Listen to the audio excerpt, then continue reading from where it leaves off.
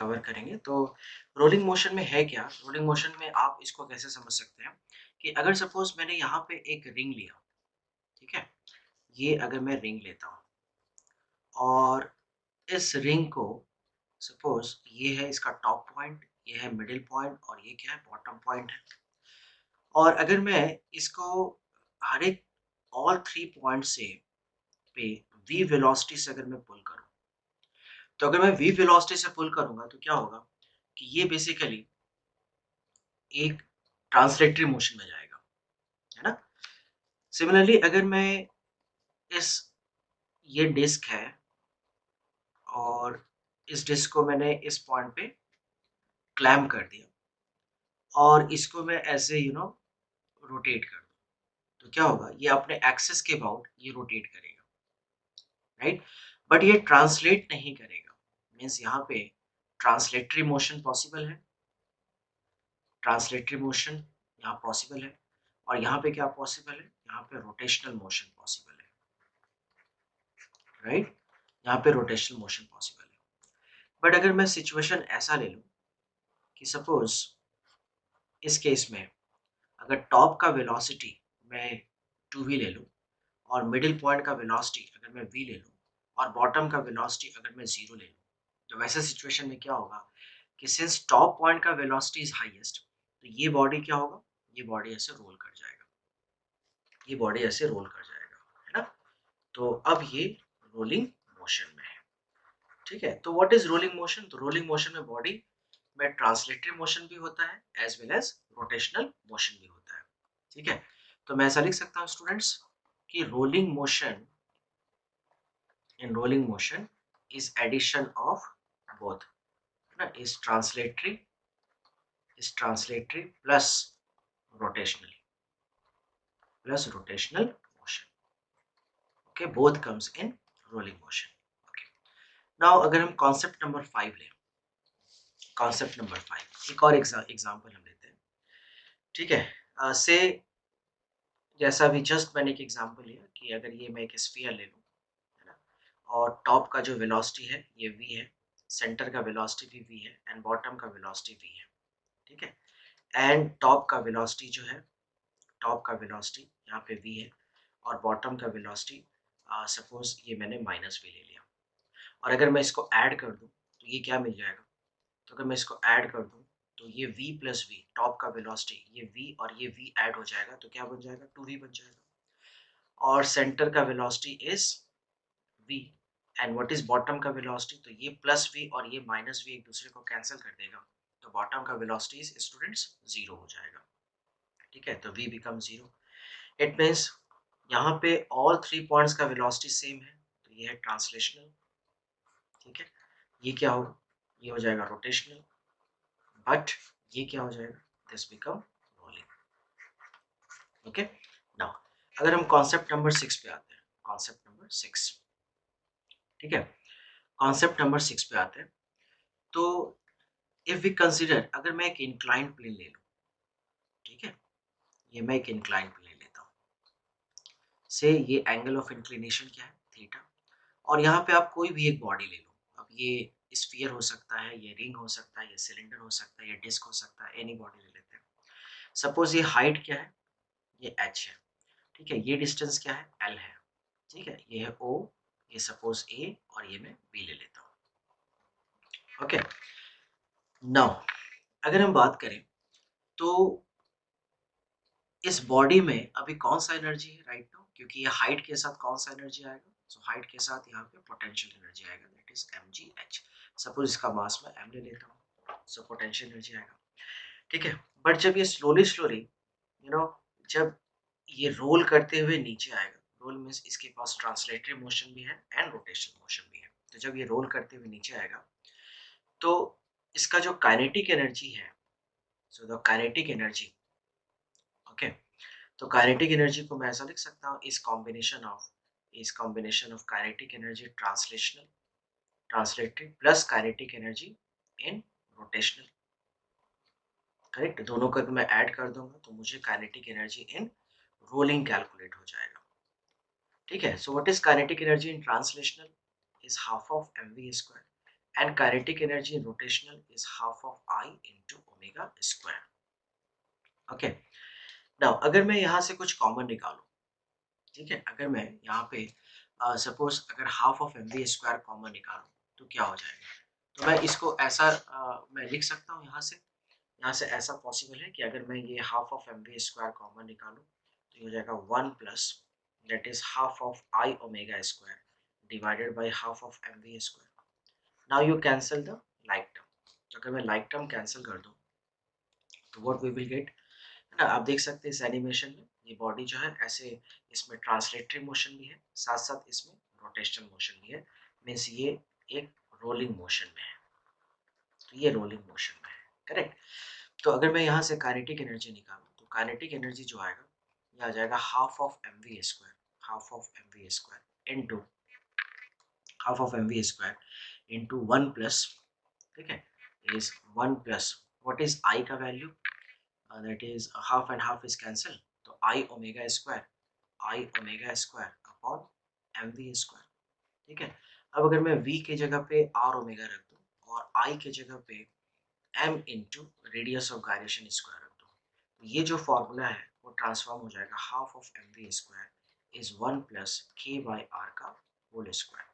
अब मैं इसके 1 प्लस के बाई आर के होल स्क्वायर को मैं बीटा लिख देता हूँ, बीटा लिख देता हूँ, ठीक है. तो what is kinetic energy in rolling motion? तो kinetic energy in rolling motion is equals to that is beta by 2 mv square, beta by 2 mv square. ठीक है, ये एक बहुत ही इंपॉर्टेंट फार्मूला है. एंड व्हाट इज बीटा का value? Beta is equals to 1 plus k by r का whole square. What is k? k is called radius of gyration, radius of gyration. k is radius of gyration. ठीक है, तो आपने यहाँ पे kinetic energy निकाल लिया. अब अगर हम ऐसा यहाँ पे देखें तो इस सेम सिचुएशन में इस इंक्लाइंड प्लेन पे जब ये बॉडी ऐसे रोल करते हुए नीचे आ रहा है, रोल करते हुए नीचे आ रहा है, तो हम ऐसा रियलाइज कर सकते हैं कि इसका जो पोटेंशियल एनर्जी है यहाँ पे, तो पोटेंशियल एनर्जी जो है वो टोटली कन्वर्ट हो रहा है किसमें? काइनेटिक एनर्जी में कन्वर्ट हो रहा है. तो अगर मैं ऐसा लिखूं कि potential energy is equals to kinetic energy, means potential energy disappears and kinetic energies appear. What is potential energy here? mgh. And what is kinetic energy? Is in rolling motion. Okay, so right now we have rolling motion deal कर रहे हैं. Is rolling motion is beta by 2 how much? mv square. m cancel हो जाएगा, so 2gh by beta का square root is equals to v. तो ये आ जाएगा velocity. इसको मैं इक्वेशन नंबर 2 ले लेता हूँ और इसको मैं इक्वेशन नंबर 1 ले लेता हूँ, इसको मैं इक्वेशन नंबर 1 ले लेता हूँ. ठीक है, नाउ स्टूडेंट, अगर सपोज मुझे चाहिए कि सेम इंक्लाइंड प्लेन पे अगर कोई बॉडी रोल करते हुए नीचे आ रहा है, अगर कोई बॉडी ऐसे रोल करते हुए नीचे आ रहा है, ये हाइट है h, ठीक है, ये एंगल ऑफ इंक्लिनेशन है थीटा, तो उसका एक्सेलरेशन क्या होगा? तो अगर मुझे एक्सेलरेशन निकालना है तो इट्स वेरी सिंपल. एक्सेलरेशन निकालने के लिए आप ये यूज कर सकते हो v square is equals to you square plus 2as. ठीक है, तो ये डिस्टेंस क्या है? l, ये डिस्टेंस है l. तो जब ये रोल करते हुए नीचे आएगा तो वी नो कि इनिशियल वेलोसिटी अगर मैं इसका जीरो ले लूँ तो we square is equals to 2al हो जाएगा. V square is equals to 2al. Now v square is equals to 2al हो गया है ना. अब हमें क्या करना है कि वी नो कि यहाँ से एक्सेलरेशन क्या होगा? वी स्क्वायर बाय 2al लिख सकते हैं. वी स्क्वायर का वैल्यू वेलोसिटी अभी जस्ट हमने कैलकुलेट किया है is under root of 2gh divided by beta. तो व्हाट इज वी स्क्वायर का value? Is 2gh by beta. ये वैल्यू यहाँ पे रख दो, so 2gh by beta into how much? 12. 2 cancel, so therefore acceleration is equals to, right, velocity अभी just हमने calculate किया था 2gh बाय बीटा. अब मैं वेलोसिटी को अगर यहाँ पे सब्सटीट्यूट कर दूँ तो 2gh बाय बीटा, तो we square becomes 2gh by beta. ये वैल्यू अगर आप यहाँ पे रख देंगे तो 2gh by beta into 2l, तो ये हो जाएगा is gh divided by beta. Now students, do you realise यहाँ पे कि h l and theta having relation, H L and theta having relation. तो अगर मैंने कहा sine theta, so what is sine theta in this triangle? So if I want sin theta, so sin theta is equals to opposite by hypotenuse, तो h by l. So what is h का value is l sin theta. अगर मैं h का value यहाँ पे substitute कर दूँ तो ये क्या होगा, g into l sin theta divided by how much is beta. Okay, h का वैल्यू सब्स्टिट्यूट here, तो this is gl sin theta divided by beta. Okay.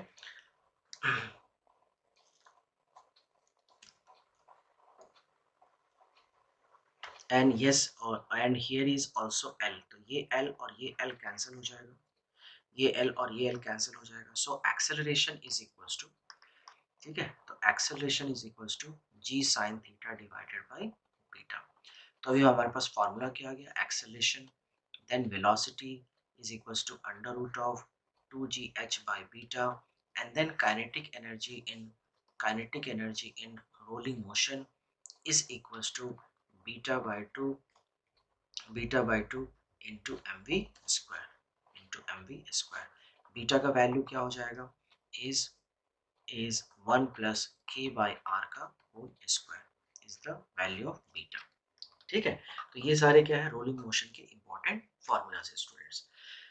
चलो तो अब हम लोग आगे बढ़ते हैं और हम लोग बीटा के डिफरेंट केसेस को डिस्कस करेंगे. तो यहाँ पे हम कुछ नोट्स लिखेंगे. नोट्स, तो फर्स्ट बीटा है क्या, तो बीटा इज इक्वल्स टू, अभी जस्ट मैंने लिखा था 1 प्लस के बाई आर का होल स्क्वायर. 1 प्लस के बाई आर का whole square is the beta. Now we know कि अगर हम रॉड की बात करें, रॉड जिसका लेंथ क्या है l, तो उसका मोमेंट ऑफ इनर्शिया क्या होता है is ml square by 12. Okay, अगर हम सर्कुलर रिंग की बात करें, सर्कुलर रिंग, तो सर्कुलर रिंग के केस में अगर कोई एक्सिस सेंटर से पास हो रहा है, परपेंडिकुलर टू द प्लेन है, तो moment of inertia through centre is equals to, circular ring के केस में इज एम आर स्क्वायर हो जाएगा, है ना. अगर मैंने लिखा सर्कुलर रिंग है, सर्कुलर रिंग है, ठीक है, एंड अबाउट डायमीटर लिखा, अबाउट डायमीटर, तो moment of inertia is equals to about diameter is half of M are square, half of M are square. ठीक है, अगर मैंने सर्कुलर डिस्क लिया, ठीक है, सर्कुलर डिस्क, तो सर्कुलर डिस्क है of radius, circular disc of radius R, ठीक है, and axis is passing through, axis is passing through the centre and it is perpendicular to the plane. तो वैसे case में जो मोमेंट ऑफ इनर्शिया होता है वो होता है half of M are square.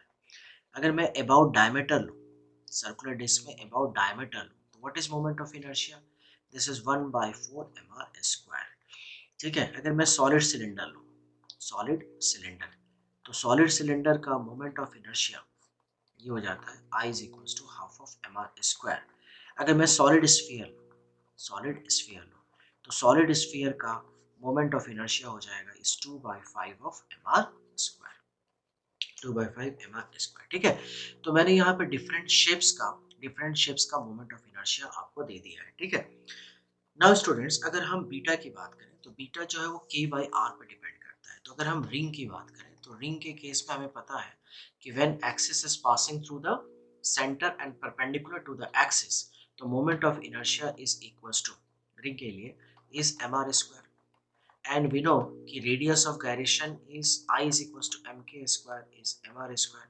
तो m and m कैंसिल, तो what is k by r का whole square is equals to 1. तो what is 1 plus k by r का whole square is equals to 1 plus 1 is equals to 2. ठीक है, so what is beta for ring, तो beta for ring becomes 2. ठीक है, तो beta ring के लिए क्या हो जाएगा, 2 हो जाएगा. इट मींस अगर हम बीटा का value velocity, acceleration, time and में सब्स्टिट्यूट कर दें, तो हमें अगर कोई बॉडी रोल करते हुए जा रहा है, अगर रिंग रोल करते हुए जा रहा है, तो उसका वेलोसिटी, एक्सेलरेशन क्या होगा, ये हम कैलकुलेट कर लेंगे बेस्ड ऑन बीटा के वैल्यू पे. चलो सिमिलरली हम बीटा कैलकुलेट करेंगे for rod, sorry for disc. तो अगर हम डिस्क के लिए निकालें, तो डिस्क के केस में भी जस्ट हमने मोमेंट ऑफ इनर्शिया पढ़ा था, when axis is passing through centre and perpendicular to the plane is half of M are square, is half of M are square. ठीक है, तो एम के square is equals to half of M are square. ठीक है, m और m cancel हो जाएगा, तो what is k by r का whole square, k by r का होल स्क्वायर इज 1/2. तो what is k by r का whole square plus 1 is equals to 1 plus half 2 plus 1 becomes how much 3/2. तो what is beta here? तो beta for disk ये हो जाएगा 3/2. तो disc के लिए बीटा हो जाएगा 3/2. ठीक है.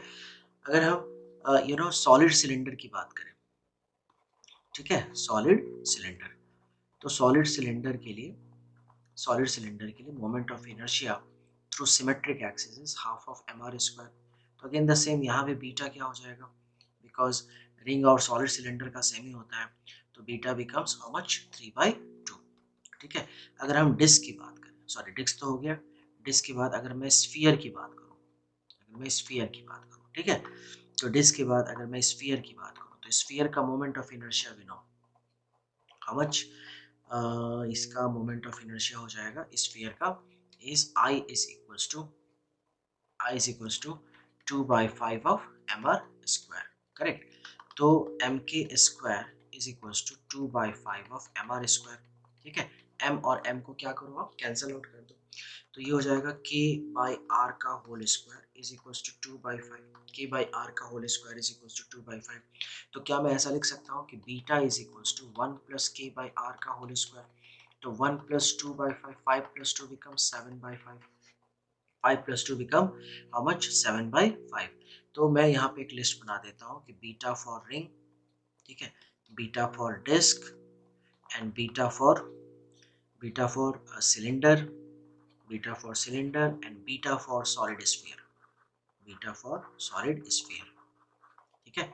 तो रिंग के लिए भी जस्ट 2 निकाला था मैंने, और डिस्क के लिए भी जस्ट आप देख लो, डिस्क के लिए क्या है, डिस्क के लिए मैंने निकाला था 3/2, है ना, डिस्क के लिए 3/2, सिलेंडर के लिए भी 3/2 एंड सॉलिड स्फीयर के लिए 7/5. अब क्वेश्चन है what is beta for spherical shell. Spherical shell लिखो या फिर हॉलो स्फीयर लिखो, बात बराबर ही है, हॉलो स्फीयर. ठीक है. तो beta for spherical shell and hollow sphere क्या होगा, तो ये अभी हम लोग कैलकुलेट करेंगे. ठीक है. तो beta for spherical shell and beta for hollow sphere अभी हम लोग जस्ट कैलकुलेट करेंगे. बट इसके लिए हमें क्या चाहिए, इसके लिए हमें मोमेंट ऑफ इनर्शिया चाहिए. ठीक है. तो मोमेंट ऑफ इनर्शिया हम लोग स्फेरिकल शेल के लिए लिखेंगे. तो स्फेरिकल शेल के लिए जो मोमेंट ऑफ इनर्शिया होता है वो होता है I is equals to 2/3 mr square. तो फॉर स्फेरिकल शेल के लिए मोमेंट ऑफ इनर्शिया हो जाएगा I is equals to 2/3 of mr square. Now this is mk square is equals to 2/3 of mr square. m और m cancel, तो k by r का whole square is equals to 2/3. So therefore 1 plus k by r का whole square is equals to 1 plus 2/3. 3 plus 2 is equals to 5/3. तो beta for spherical shell is equals to 2/3 हो जाएगा, is 2/3. okay, है ना. 1 sorry not 2/3 students, it's a 5/3. है ना, because 3 plus 2 becomes 5/3. Okay. तो अभी हमारे पास जो है वो बीटा का वैल्यूज आ चुके हैं, हर एक बॉडीज के लिए बीटा का वैल्यू मालूम है. अब क्वेश्चन ये है कि सर बीटा का क्या क्या सिग्निफिकेंस है या बीटा पे कैसे क्वेश्चंस आते हैं. तो एक बात तो हमें समझ में आया, अगर मैं बीटा में फर्स्ट पॉइंट लिखूं तो बीटा ये हो जाता है 1 प्लस k बाई आर का होल स्क्वायर. और बीटा जो है वो अभी जस्ट मैंने बताया रिंग के लिए आपका 2 बताया आपने डिस्क के लिए आपने बीटा का वैल्यू अभी जस्ट लिखा था, आपने डिस्क के लिए क्या लिखा था, डिस्क के लिए आपने लिखा था 3/2, डिस्क के लिए 3/2, सिलेंडर के लिए 3/2, सॉलिड स्फीयर के लिए 7/5, है ना. तो बीटा जो है वो डिस्क के लिए हो जाता है 3/2 is equals to beta for cylinder and beta for solid sphere. ये इंपॉर्टेंट है, सॉलिड स्फीयर से क्वेश्चन आते हैं. जो हमने लिखा था अभी जस्ट सॉलिड स्फीयर के लिए आपने बीटा का वैल्यू लिया था 7/5 और इसके लिए 5/3. ठीक है. 7/5 एंड बीटा फॉर ये सॉलिड स्फीयर के लिए हो गया, और स्फेरिकल शेल, तो स्फेरिकल शेल के लिए हो गया is equals to this is equals to how much, this is equals to 5/3. This is equals to 5/3. ठीक है. नाउ तो हम लोग ऐसा देख सकते हैं कि बीटा जो है वो किस पे डिपेंड कर रहा है, तो बीटा जो है वो शेप पे डिपेंड कर रहा है. तो मैं ऐसा लिख सकता हूँ कि बीटा जो है beta varies with shape of the body. Yes, beta जो है ये बॉडी के शेप के साथ वेरी कर रहा है। Beta varies with shape of the body. क्या बीटा मास पे डिपेंड कर रहा है? नहीं, है ना, क्योंकि बीटा में जो है वो k बाई आर का फैक्टर है, मास का कोई फैक्टर ही नहीं है। तो हम ऐसा लिख सकते हैं कि beta is independent of mass.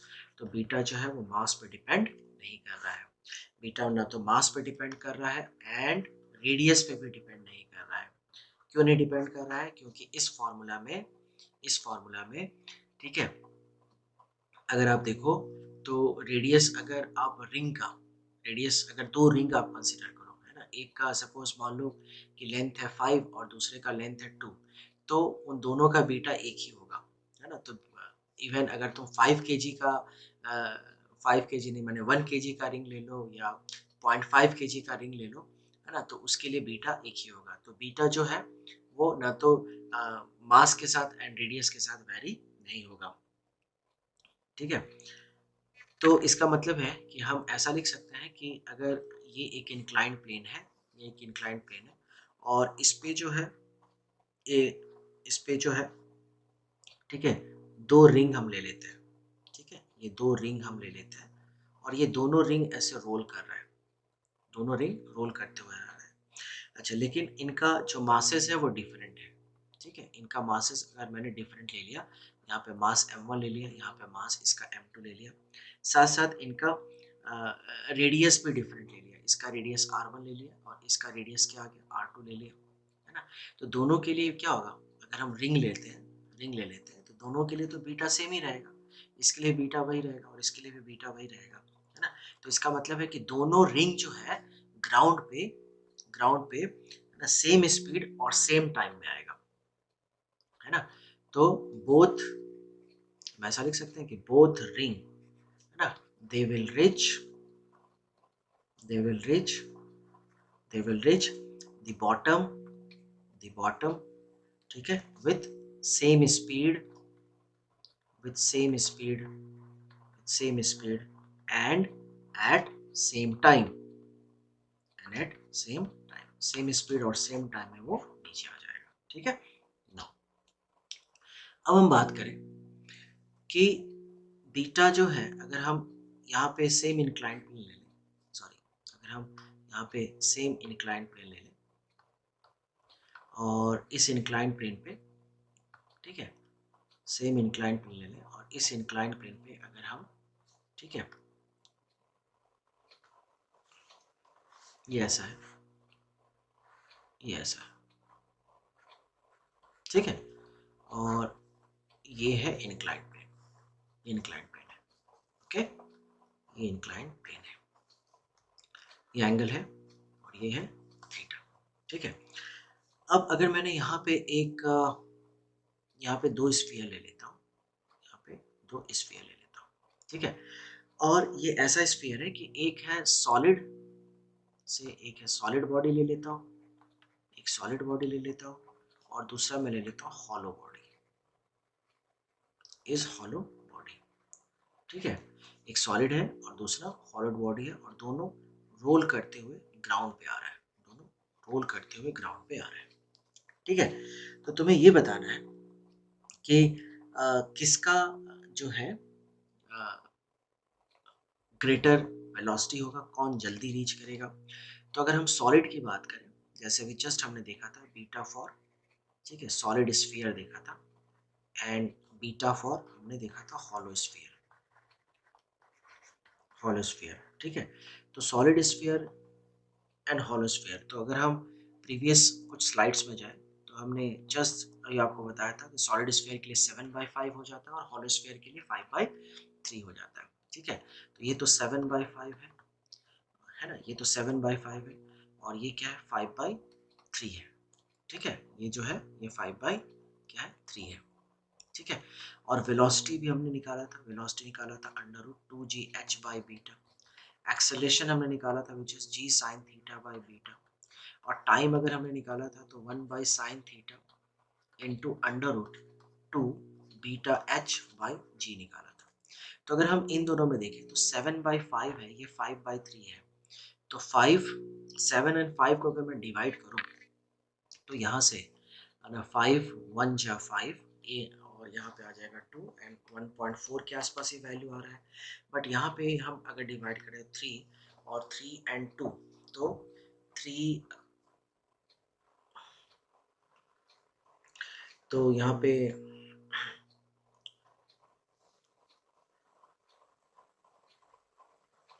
तो यहाँ पे 5/3 अगर मैं करूँ तो यहाँ पे 3 1 जा 3 हो जाएगा, तो 5 और 3 कैंसिल हो गया तो क्या बचेगा 2।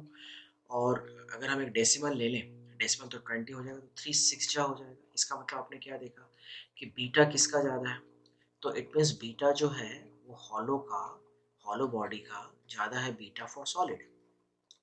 तो अगर जिसका बीटा ज़्यादा होगा उसका वेलोसिटी क्या हो जाएगा, कम हो जाएगा। तो velocity of hollow body is, है ना, जिसका बीटा ज़्यादा होगा उसका वेलोसिटी कम हो जाएगा, और वेलोसिटी ऑफ सॉलिड बॉडी, है ना। इसका मतलब एक्सेलरेशन की अगर हम बात करें तो एक्सेलरेशन भी हॉलो बॉडी का is lesser than acceleration of solid body. ऐसा क्यों? क्योंकि अगर ये बेस का वैल्यू ज़्यादा हो गया, बीटा अगर ग्रेटर हो गया, डिनोमिनेटर ग्रेटर हो गया, तो वेलोसिटी क्या होगा, कम हो जाएगा। What about time? तो टाइम के साथ बीटा क्या है, डायरेक्टली प्रोपोर्शनल है ना। तो time of to reach hollow body is more than to solid body. ठीक है, इसका मतलब है कि सॉलिड बॉडी का वेलोसिटी ज़्यादा है तो सॉलिड बॉडी जो है वो जल्दी ग्राउंड पे पहुंच जाएगा, ग्राउंड पे रीच कर जाएगा। ठीक है, अब हम नेक्स्ट सिचुएशन लेते हैं, नेक्स्ट केस लेते हैं। केसेस लेता हूँ, ये देखिए यहाँ पे मैं 3 केसेस लेता हूँ। ठीक है, ये है एंगल ऑफ इंक्लिनेशन और यहाँ पे ये बॉडी जो है ऐसे रोल करते हुए आ रहा है। ठीक है, नेक्स्ट है ये एंगल है थीटा और यहाँ पे ये बॉडी जो है, ठीक है, ये है, ये सपोज पहले लेता हूँ से रोलिंग भी है, इसमें रोटेशनल भी है एंड ट्रांसलेशनल भी है। ठीक है, बट यहाँ पे मैं सिर्फ ट्रांसलेशनल ले लेता हूँ। ठीक है, सिर्फ ट्रांसलेशनल ले लेता हूँ और इस केस में ये एंगल है थीटा और ये जो बॉडी है वो नीचे ऐसा फॉल कर रहा है, नीचे गिर रहा है। ठीक है, तो अगर ये नीचे गिर रहा है तो इसमें सिर्फ क्या होगा, इसमें सिर्फ ट्रांसलेटरी मोशन होगा। ये हाइट क्या हो जाएगा, दिस हाइट इज h। ठीक है, तो इसका मतलब है कि यहाँ पे हमने 3 केसेस लिया है। फर्स्ट केस में मैं यहाँ पे मेंशन करता हूँ कि आप ये है here you right a physical quantity, यहाँ पे एक फिजिकल क्वांटिटी ले लो। ठीक है, यहाँ पे रोलिंग का केस ले लो, ये है रोलिंग। ठीक है, और उसके बाद यहाँ पे ले लो रोलिंग, है ना। तो ये जो सिचुएशन है ये क्या है, ये रोलिंग का सिचुएशन है। तो ये क्या हो जाएगा स्टूडेंट्स, ये जो है ये स्लाइडिंग ले लेते हैं, ये स्लाइडिंग ले लेते हैं और ये क्या ले लेते हैं, ये मैं फॉलिंग ले लेता हूँ, ये फॉलिंग ले लेता हूँ। ठीक है, तो रोलिंग हो जाएगा, ये हो जाएगा स्लाइडिंग, ये स्लाइडिंग और ये क्या हो जाएगा, ये हो जाएगा फॉलिंग, ये फॉलिंग हो जाएगा। तो अगर हम फिजिकल क्वांटिटी की बात करें तो वेलोसिटी, वेलोसिटी, ठीक है, तो रोलिंग के केस में वेलोसिटी जस्ट हमने पढ़ा था इस √2gh/बीटा। ठीक है, अब क्या होता है कि रोलिंग के केस में अगर आप देखो बीटा किसी भी शेप का बीटा जो हमने निकाला था, चाहे वो रिंग का निकाला था या फिर आपको डिस्क का निकाला था या सॉलिड स्फीयर का निकाला था, तो बीटा का वैल्यू हमेशा ग्रेटर देन 1 आ रहा था। तो रोलिंग में बीटा क्या होगा, ग्रेटर देन 1 होगा। लेकिन स्लाइडिंग में क्या होता है, स्लाइडिंग का मतलब रोल नहीं करना, स्लाइडिंग का मतलब है ट्रांसलेटरी मोशन में जाना, एक लीनियर पाथ में जाना, रोल नहीं करना। ठीक है, तो स्लाइडिंग के केस में बीटा का वैल्यू 1 हो जाएगा और फॉलिंग के केस में बीटा का वैल्यू 1 हो जाएगा, एज वेल एज यहाँ पे थीटा क्या होगा, 90 डिग्री होगा, क्योंकि ये डायरेक्ट ऐसे ग्राउंड पे आ रहा है। तो थीटा का वैल्यू 90 डिग्री हो जाएगा। ठीक है, तो अगर हम स्लाइडिंग का केस लें तो अगर बीटा का वैल्यू 1 रखते हैं तो v is equals to √2gh हो जाएगा और फॉलिंग भी क्या होगा, v is equals to √2gh हो जाएगा। इसका मतलब है कि यहाँ पे बीटा का वैल्यू बढ़ रहा है, बीटा इज ग्रेटर देन 1। तो जब बीटा का वैल्यू बढ़ेगा तो वेलोसिटी क्या होगा, कम होगा। क्यों? क्योंकि velocity and beta both are inversely proportional. ठीक है, तो अगर बीटा का वैल्यू बढ़ेगा तो वेलोसिटी कम हो जाएगा। ठीक है, तो हमने क्या देखा कि अगर कोई बॉडी रोल करते हुए नीचे आ रहा है या स्लाइड करते हुए नीचे आ रहा है या फॉल करते हुए नीचे आ रहा है, तो स्लाइडिंग एंड फॉलिंग का वेलोसिटी सेम हो जाएगा, लेकिन रोलिंग का वेलोसिटी कम हो जाएगा। क्यों? क्योंकि बीटा का वैल्यू बढ़ जाता है। तो तो ये तो हमारा वेलोसिटी का ऑब्जर्वेशन था। अब मैं आपको नेक्स्ट बताता हूँ इज एक्सेलरेशन। तो अगर मैं एक्सेलरेशन का ऑब्जर्वेशन हूँ, तो acceleration is equals to is ji sine theta divided by how much is beta. तो क्योंकि यहाँ पे बीटा का वैल्यू बढ़ रहा है तो एक्सेलरेशन भी क्या होगा, कम हो जाएगा। यहाँ पे अगर हम लिखें एक्सेलरेशन, तो बीटा का वैल्यू यहाँ पे 1 रख दो तो एक्सेलरेशन क्या होगा, जी साइन थीटा। और यहाँ पे बीटा का वैल्यू 1 रख दो और साइन 90, थीटा भी 90 रख दो, तो एक्सेलरेशन साइन 90 का वैल्यू जी हो जाता है। ठीक है। तो यहाँ पे अगर आप क्या देख रहे हो कि अगर कोई बॉडी रोल या स्लाइड या फॉल कर रहा है तो एक्सेलरेशन जी का वैल्यू यहाँ पे 9.8 है, और साइन अगर मैंने यहाँ पे सपोज 30 रख दिया, तो 9.8 into sine 30, 9.8 into sine 30, correct. और यहाँ पे क्या होगा, 9.8 इंटू साइन 30 बाई बीटा। इसका मतलब है कि रोलिंग मोशन का एक्सेलरेशन सबसे कम होगा और सबसे ज़्यादा एक्सेलरेशन जो होगा फॉलिंग का होगा। क्यों? क्योंकि जब बॉडी फॉल करेगा तो 9.8 मीटर पर सेकंड स्क्वायर से नीचे आएगा। लेकिन अगर मैं यहाँ पे जी का वैल्यू, ठीक है, अगर मैं यहाँ पे जी का वैल्यू 9.8 रख दूँ और यहाँ पे साइन 30 रख दूँ या साइन 45 रख दूँ, तो 9, अगर साइन 45 भी यहाँ रखता हूँ तो 9.8 इंटू साइन 45 हो जाएगा। तो साइन 45 का वैल्यू 1/√2 मीन्स 9.8/√2 हो जाएगा। इट मीन्स एक्सेलरेशन क्या होगा, कम हो जाएगा। नेक्स्ट अगर हम टाइम की बात करें, टाइम ऑफ डिसेंट की बात करें, टाइम ऑफ डिसेंट, तो टाइम का भी जस्ट मैंने फॉर्मूला बताया था, is 1/sin theta is √2h beta by g. 1/sin theta 2h beta by g. ठीक है, तो बीटा का वैल्यू यहाँ पे 1 रख दो, ठीक है। और बीटा का वैल्यू 1 रख दो, तो बीटा क्या है, 1 रखने से टाइम क्या होगा, बढ़ेगा। इसका मतलब अगर कोई बॉडी रोल कर रहा है तो देर से नीचे आएगा। स्लाइडिंग के केस में क्या होगा, बीटा का वैल्यू यू पुट 1, तो इफ यू सब्स्टिट्यूट बीटा का वैल्यू 1, तो टाइम क्या होगा, is 1/sin theta into √2h/g। ठीक है। और अगर हम बीटा का वैल्यू 1 रखते हैं और साइन 90, तो यहाँ पे टाइम क्या होगा, √2h/g। इसका मतलब क्या है कि सबसे फास्ट कोई बॉडी जब फॉल करता है तो ग्राउंड पे नीचे आएगा और सबसे स्लो रोलिंग में आएगा। ठीक है।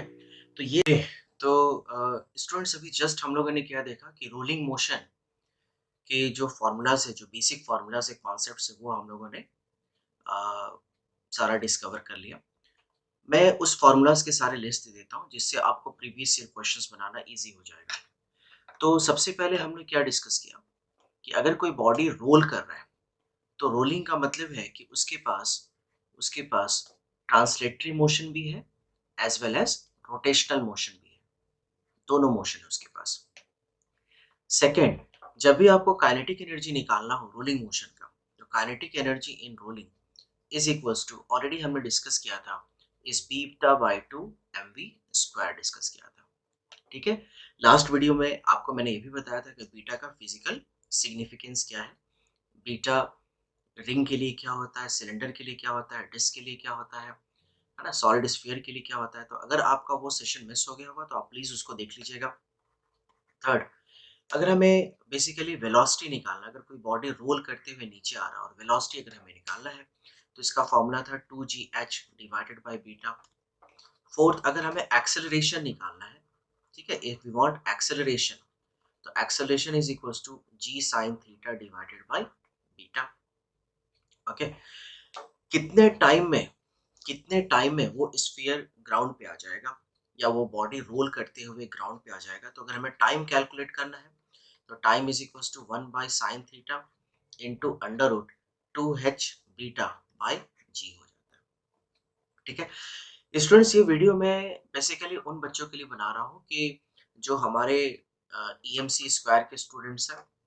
और क्या होता है कि कभी कभी वो बच्चे जो है, जब हम लोग क्लास में पढ़ाते हैं तो फर्स्ट अटेम्प्ट में उसको समझ नहीं पाते हैं, बहुत अच्छे से क्लियर नहीं हो पाते हैं, क्योंकि जब वो 10th से 11th में आते हैं और 11th में इस टॉपिक सडन चेंज हो जाता है, कॉन्सेप्ट चेंज हो जाते हैं, बड़े बड़े फार्मूलाज आ जाते हैं। तो वैसे केस में क्या होता है कि स्टूडेंट को ये कॉन्सेप्ट समझ में तो आता है लेकिन पूरा क्लियर नहीं होता है। तो वीडियो के थ्रू क्या होगा कि वो बच्चे जो है वो बार बार इस वीडियो को देख सकते हैं और चीज़ों को क्लियर कर सकते हैं। तो बेसिकली इस वीडियो में हम लोग क्या कवर करने वाले हैं, इस वीडियो में हम लोग जो है मैं आपको बताऊंगा कि लास्ट 10-15 ईयर्स में जो नीट के क्वेश्चंस आए हैं, जो डिफरेंट कॉम्पिटिटिव एग्जाम्स के क्वेश्चंस आए हैं रोलिंग मोशन पे बेस्ड, स्पेशली क्योंकि आज का हमारा टॉपिक रोलिंग मोशन है, तो उसको आप सॉल्व कैसे करेंगे। ठीक है, तो चलो स्टार्ट करते हैं हम लोग। तो सबसे पहले जो फर्स्ट क्वेश्चन है, कि कॉम्पिटिटिव एग्जाम में जो क्वेश्चंस आते हैं उसमें 2 या 3 कॉन्सेप्ट मिक्स होते हैं। ठीक है, तो ऐसा हो सकता है कि अगर कोई बॉडी रोल करते हुए नीचे आ रहा हो इंक्लाइंड प्लेन पे, अगर कोई बॉडी ऐसे इंक्लाइंड प्लेन पे रोल करते हुए नीचे आ रहा हो, ठीक है, तो एक्सेलरेशन हमें पता है, एक्सेलरेशन होता है g sine theta divided by beta, और बीटा डिफरेंट शेप्स का भी हमें पता है। ओके, सेकंड हमें पता है कि इक्वेशंस ऑफ मोशन क्या होगा, V square is equal to you square plus 2as। But ये इक्वेशन ऑफ मोशन हम तभी यूज कर सकते हैं जब एक्सेलरेशन क्या हो, कांस्टेंट हो। s is equals to ut plus half of at square and v is equals to u plus at। ठीक है, तो जो हमारा नेक्स्ट क्वेश्चन है वो इसी दोनों एप्लीकेशन पे बेस्ड है। चलो क्वेश्चन लेते हैं। तो ये क्वेश्चन जो है वो एम्स का क्वेश्चन है। इसमें गिवन क्या है कि एक स्फीयर आपको दिख रहा होगा। ठीक है, तो ये है कि इंक्लाइन प्लेन, ये इंक्लाइन प्लेन है और एंगल ऑफ इंक्लिनेशन है 30 डिग्री, और इनिशियली जो स्फीयर है वो समवेयर कहीं यहाँ पे होगा, से पॉइंट ए पे होगा, और रोल करते हुए वो सपोज पॉइंट बी पे आ गया।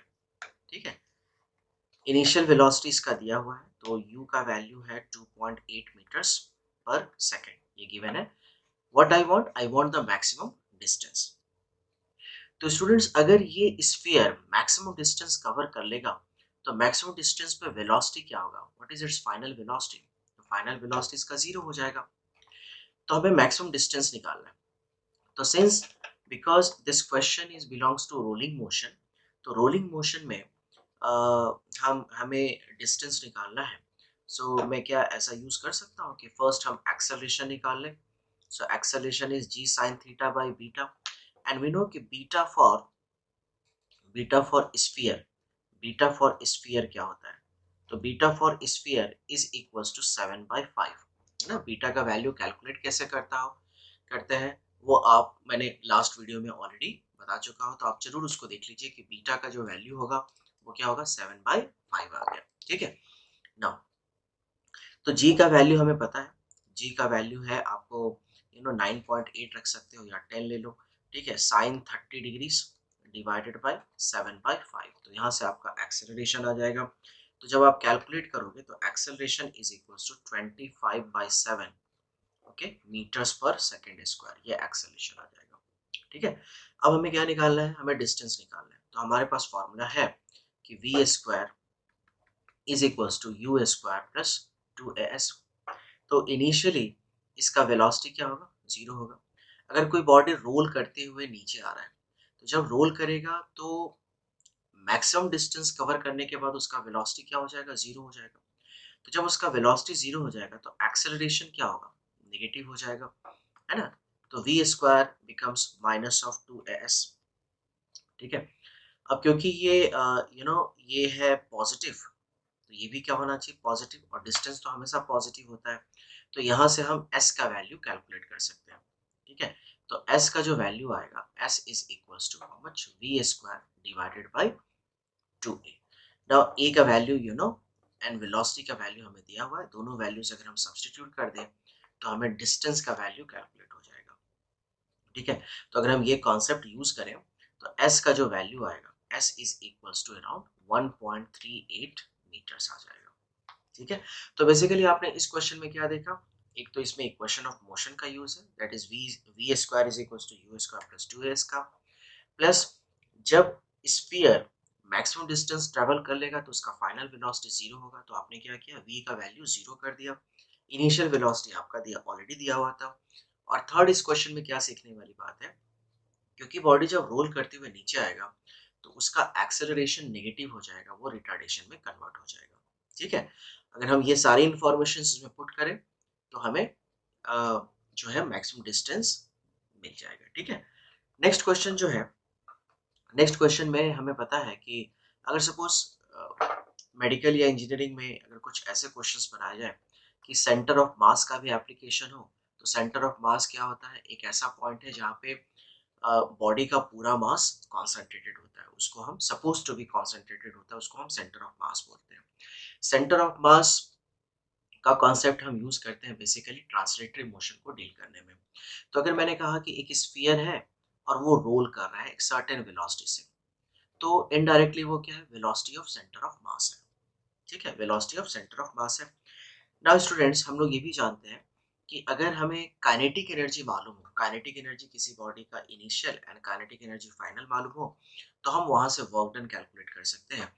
We know work energy theorem, that is kinetic energy final minus of kinetic energy initial. Okay, kinetic energy final minus kinetic energy initial is equal to क्या होगा? वर्क हो जाएगा। Third जो concept है कि अगर कोई बॉडी है ना एक सर्टेन डिस्टेंस ट्रैवल करने के बाद स्टॉप हो जाता है, तो उसका काइनेटिक एनर्जी क्या होगा? तो उसका काइनेटिक एनर्जी जो है, जब अगर स्टॉप हो गया तो वो जीरो हो जाएगा। तो उससे फाइनल काइनेटिक एनर्जी जीरो कब होगा? जब पार्टिकल जब पार्टिकल या बॉडी रेस्ट में आ जाएगा, तो फाइनल काइनेटिक एनर्जी जीरो हो जाएगा। ठीक है, तो तो वी नो कि सेंटर ऑफ मास का वेलोसिटी वर्क एनर्जी थ्योरम क्या है। तो अगर इन दोनों कॉन्सेप्ट पे अगर कोई क्वेश्चन बना, तो किस तरह के क्वेश्चंस बन सकते हैं रोलिंग मोशन में, देखते हैं। जो नेक्स्ट क्वेश्चन है ये नीट का क्वेश्चन है। आप देखो यहाँ पे क्लियरली मेंशन है डिस्क है। तो डिस्क के लिए हमें सबसे पहले बीटा का वैल्यू लिखना पड़ेगा। तो बीटा का वैल्यू फॉर डिस्क होता है 3/2।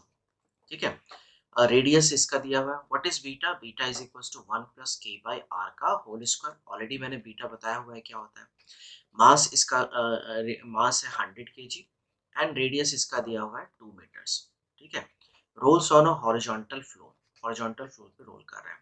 सेंटर ऑफ मास का स्पीड हमें दिया हुआ है, बट प्रॉब्लम क्या है कि यहाँ पे स्पीड जो है वो सेंटीमीटर पर सेकंड में है एंड आउटपुट सारे एसआई यूनिट है, मींस जूल्स में आ रहे हैं। So how much work is needed to stop it, means कितना हम उस पे वर्क लगाएं कि वो डिस्क स्टॉप हो जाए। तो डिस्क स्ट्रेट पाथ पे रोल करते हुए आ रहा है, तो कितना हम उसको वर्क करेंगे कि वो डिस्क स्टॉप हो जाएगा। तो सबसे पहले हमें ऑब्वियसली यहाँ पे वेलोसिटी दिया है और हमें निकालना है वर्क। तो हम वर्क एनर्जी थ्योरम अप्लाई कर सकते हैं। तो work is equals to change in kinetic energy final minus kinetic energy initial. ठीक है, तो चलो वो कॉन्सेप्ट लगाते हैं। तो सबसे पहले हम लोग यहाँ पे यूनिट कन्वर्ट करेंगे। तो हमें पता है कि 100 centimetre is equals to 1 metre हो जाता है। तो क्या हम 1 सेंटीमीटर इज इक्वल्स टू लिख सकते हैं 1/100, 1/100 मीटर्स। तो ये हो जाएगा 20 इंटू 1/100। तो ये हो जाएगा metres per second, zero and zero cancel. तो this is equals to 1/5 metres per second. तो ये सेंटर ऑफ मास का वेलोसिटी हो जाएगा। ठीक है, अब हमें वेलोसिटी मालूम है। तो अगर हमें वेलोसिटी मालूम है, तो इसके बाद जो नेक्स्ट स्टेप आता है वो है कि वर्क एनर्जी थ्योरम हम अप्लाई कर सकते हैं। ठीक है, तो अगर मैं यहाँ पे वर्क एनर्जी थ्योरम अप्लाई करूँ, तो वर्क एनर्जी थ्योरम, तो work is equals to that is final kinetic energy minus of initial kinetic energy is work energy theorem. ठीक है, अब यहाँ पे दिया हुआ है कि work needed to stop it. तो अगर हमें डिस्क को स्टॉप करना है, तो स्टॉप करने के लिए फाइनल काइनेटिक एनर्जी तो जीरो हो जाएगा क्योंकि उसका वेलोसिटी जीरो हो जाएगा। So I need work, so work is equals to minus of kinetic energy initial. Okay, and kinetic energy rolling motion में निकालोगे कैसे? Is beta by two how much mv square. Beta for disc, beta for disc is equals to 3/2। अब ये value यहाँ रख दो। सो 3/2 हमें पता है, बीटा पता है, मास हमें 100 kg दिया हुआ है और वेलोसिटी भी अभी जस्ट हमने निकाला है। ये सारा वैल्यूज अगर हम सब्सटीट्यूट कर दें, तो वर्क का वैल्यू जो आ जाएगा, वर्क का जो वैल्यू आ जाएगा वो आ जाएगा अराउंड 3 जूल्स। ठीक है, सो इसका D is the right answer, D is the right answer. ठीक है, नाउ स्टूडेंट्स, अगर हम नेक्स्ट सिचुएशन पे जाए, तो नेक्स्ट सिचुएशन क्या है? नेक्स्ट सिचुएशन की जो क्वेश्चन आया हुआ है नीट में, वो इसी तरह का क्वेश्चन है। एक सॉलिड सिलेंडर है, तो सॉलिड सिलेंडर का बीटा हम फर्स्ट निकालेंगे। तो सॉलिड सिलेंडर का जो बीटा होता है इज इक्वल्स टू, ये हो जाएगा इज इक्वल्स टू 3/2। ठीक है, मास हमें दिया हुआ है 2 kg, रेडियस 50 सेंटीमीटर है, तो इस रेडियस को हमें मीटर में कन्वर्ट करना पड़ेगा because here all unit is in SI system. तो first r is equal to 50 centimetre होगा, 50 सेंटीमीटर को मीटर में कन्वर्ट कर लो, सो 50 इंटू 10⁻²⁻² मीटर हो जाएगा। ठीक है, मास का वैल्यू क्या है 2 kg, rolls up an incline plane, angle of inclination है 30 degree, so theta is equal to 30 degree is already given. Velocities का दिया हुआ है, तो इनिशियल वेलोसिटी है 4 metres per second. What I want, distance travelled by the cylinder on the incline plane, same question है। तो first हमें क्या निकालना होगा, acceleration, that is g sin theta by beta, है ना। बीटा का वैल्यू है हमारे पास, g का वैल्यू आप 9.8 मीटर्स पर सेकेंड स्क्वायर, या फिर कैलकुलेशन को इजी बनाने के लिए अप्रॉक्स 10 रख सकते हो। तो g है, sin थीटा है, ओके, एंड बीटा है। तो यहाँ से आप एक्सेलरेशन निकाल लो। ठीक है, एक्सेलरेशन निकालने के बाद फिर जो हमारा नेक्स्ट कॉन्सेप्ट आएगा आफ्टर एक्सेलरेशन, देन हमें क्या निकालना है, डिस्टेंस निकालना है। तो we square is equal to you square minus of 2as। ठीक है, तो अगर वेलोसिटी हमें मालूम है तो हम ऐसा लिख सकते हैं कि यस, तो ये तो हो जाएगा 0 is equals to you square minus of 2as।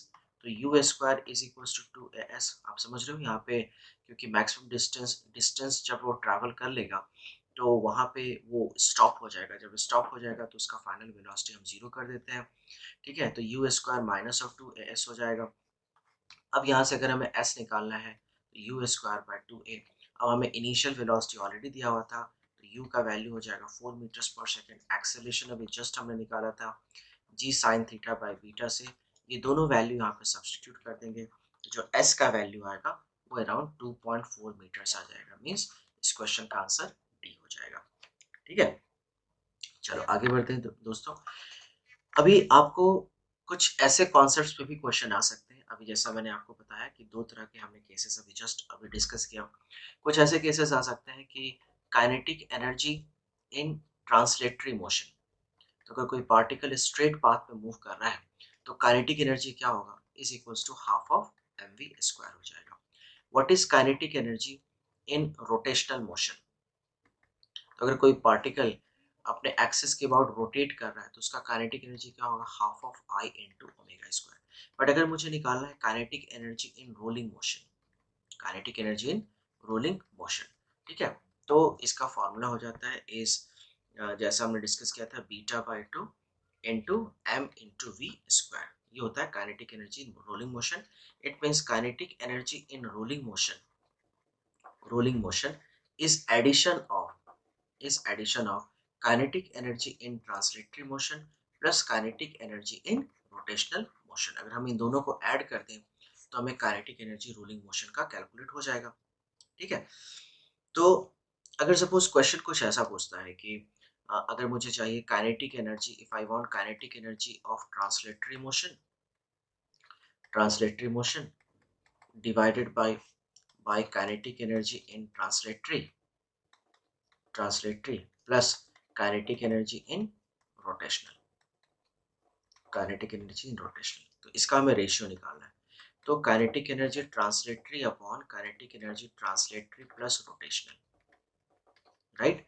तो हमारे पास है kinetic energy translatory motion, translatory plus rotational को अगर हम ऐड कर देंगे ना तो हमें काइनेटिक एनर्जी रोलिंग मोशन का कैलकुलेट हो जाएगा।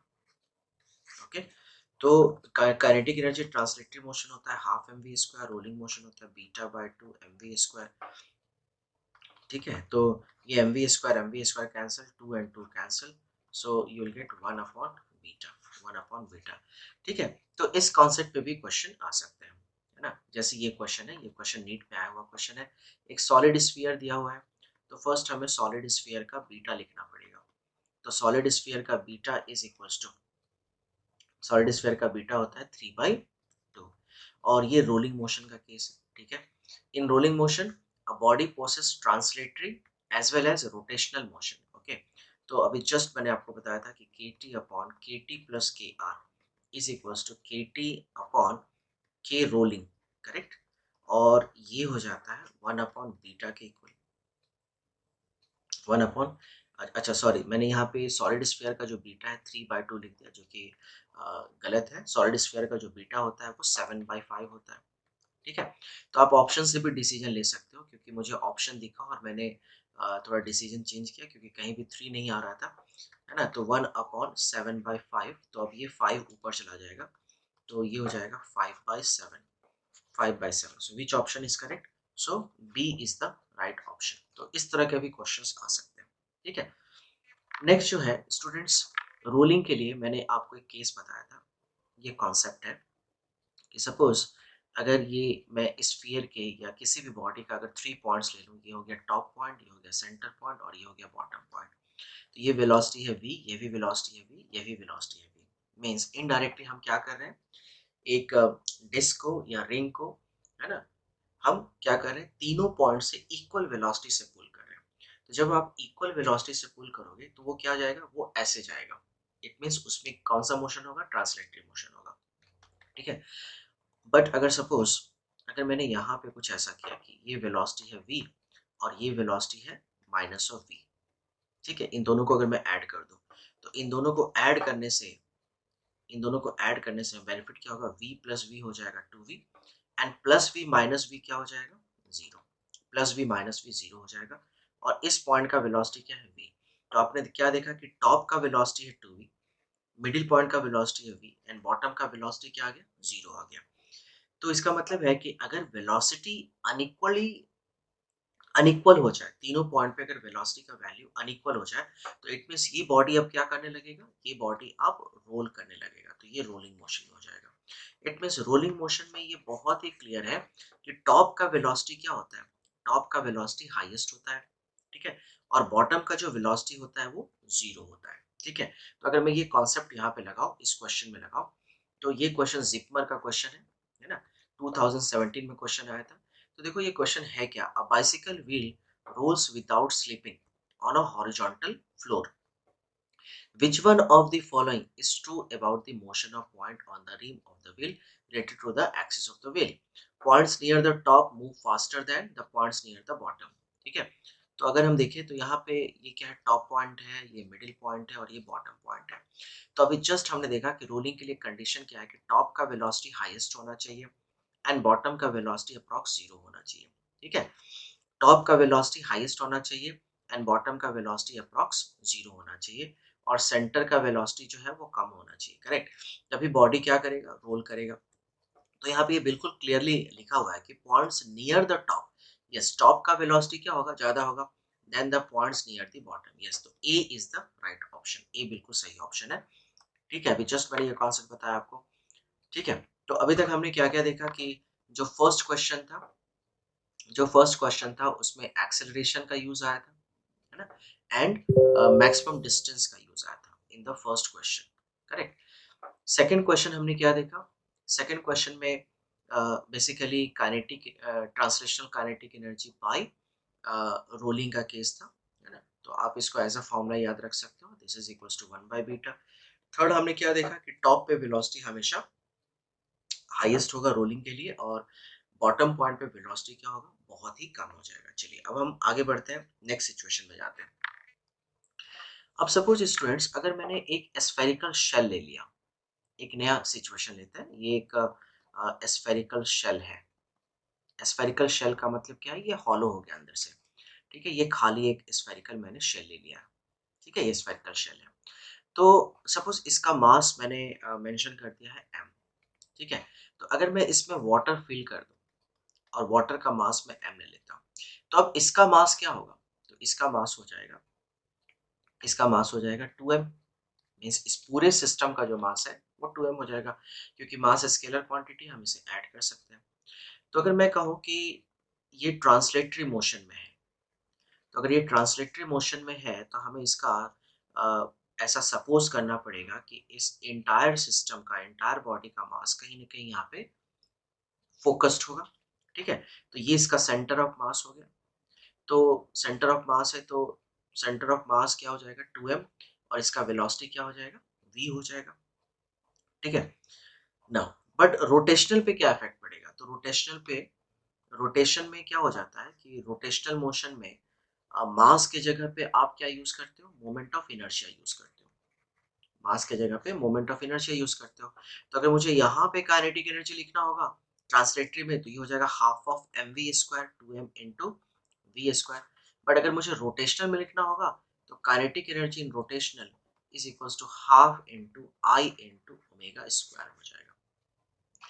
तो क्या हम लिक्विड अगर ऐड करते हैं तो लिक्विड ऐड करने से सॉलिड हो जाएगा? नहीं, लिक्विड ऐड करने से वो स्फेरिकल शेल ही रहेगा, कोई अंदर कुछ ऐसा नहीं है कि वो बिल्कुल सॉलिड स्फीयर हो जाएगा, ऐसा नहीं है। और हमें पता है कि मोमेंट ऑफ इनर्शिया का फिजिकल सिग्निफिकेंस क्या होता है। तो मोमेंट ऑफ इनर्शिया हमें ये बताता है कि मोमेंट ऑफ इनर्शिया वैरी होता है बॉडी के शेप के साथ एंड साइज के साथ।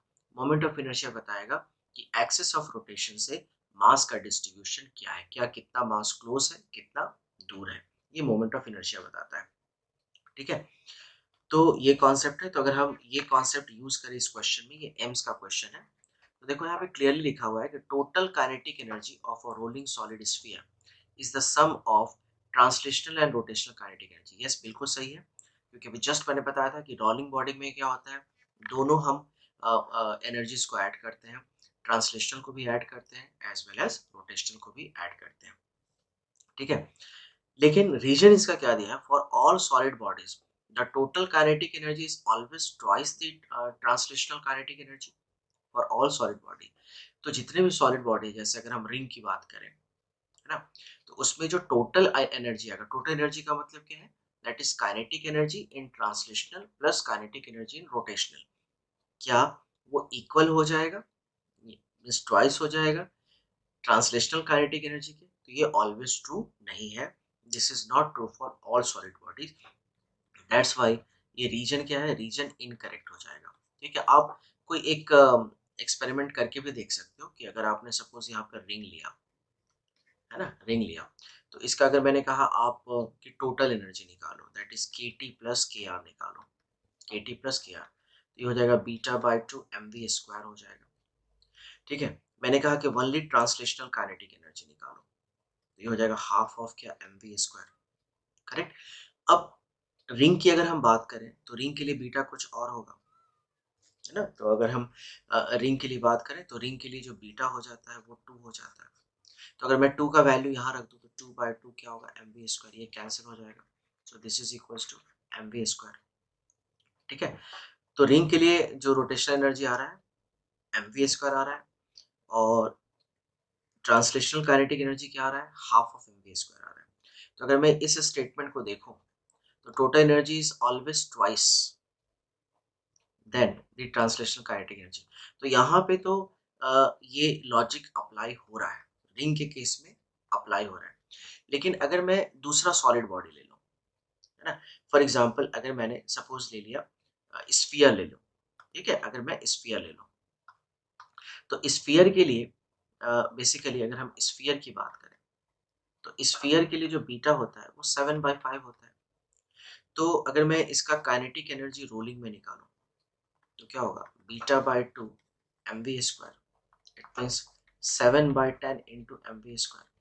बट अगर मैं काइनेटिक एनर्जी ट्रांसलेटरी का निकालूं तो ट्रांसलेटरी का हो जाएगा that is half of M we square. तो आप देख सकते हो कि ये वैल्यू और ये वैल्यू बिल्कुल डिफर हो गया है। ठीक है, तो हर एक बॉडी के लिए ये वैलिड नहीं है। तो ये स्टेटमेंट जो लिखा है फॉर ऑल सॉलिड बॉडी, ये इनकरेक्ट स्टेटमेंट है। इसलिए इस क्वेश्चन का जो करेक्ट आंसर होगा, assertion is correct but reason is incorrect, है ना। so which option is correct, C is the right option, C option correct हो जाएगा। ठीक है, ओके। तो बैक टू बैक अगर हम ये क्वेश्चन सॉल्व करें, क्वेश्चन नंबर 7, तो इसमें देखो अभी जस्ट मैंने आपको एक कॉन्सेप्ट बताया था कि एक हॉलो स्फीयर है, उसमें मास m है, और उसको आपने लिक्विड से फिल कर दिया है। तो अगर तुम लिक्विड से फिल करोगे तो उसका जो ट्रांसलेशनल काइनेटिक एनर्जी होगा, है ना, या ट्रांसलेटरी अगर हम लिखें तो half of 2mv into V square हो जाएगा। बट उसका रोटेशनल क्या होगा, सो काइनेटिक एनर्जी रोटेशनल अगर हम लेंगे तो half of I into omega square, I into omega square. और यहाँ पे क्लियरली मेंशन किया है कि फ्रिक्शन को नेग्लेक्ट कर देना है। तो स्फेरिकल शेल का, है ना, हॉलो स्फीयर का मतलब क्या हो गया, स्फेरिकल शेल ही हो गया। तो स्फेरिकल शेल का मोमेंट ऑफ इनर्शिया क्या होगा, तो अगर मैं मोमेंट ऑफ इनर्शिया लिखूँ स्फेरिकल शेल का तो ये हो जाता है 5/3 इंटू ओमेगा स्क्वायर। अब क्योंकि यहाँ पे ऑप्शन वी के टर्म्स में है, तो हमें क्या लिखना होगा, v is equal to R omega. तो ओमेगा को हम क्या लिख सकते हैं, v बाई आर। ठीक है, अब ये इंफॉर्मेशन यहाँ पे फीड कर दो, और फीड करने के बाद इसको ऐड कर दो, तो ये तो 2 and 2 कैंसिल हो जाएगा, तो ये हो जाएगा हाफ एम वी स्क्वायर। ठीक है, ये हो जाएगा 5 into 1 is 5 upon 6 into omega निकालना है, so V square by R square, V square by R square, है ना।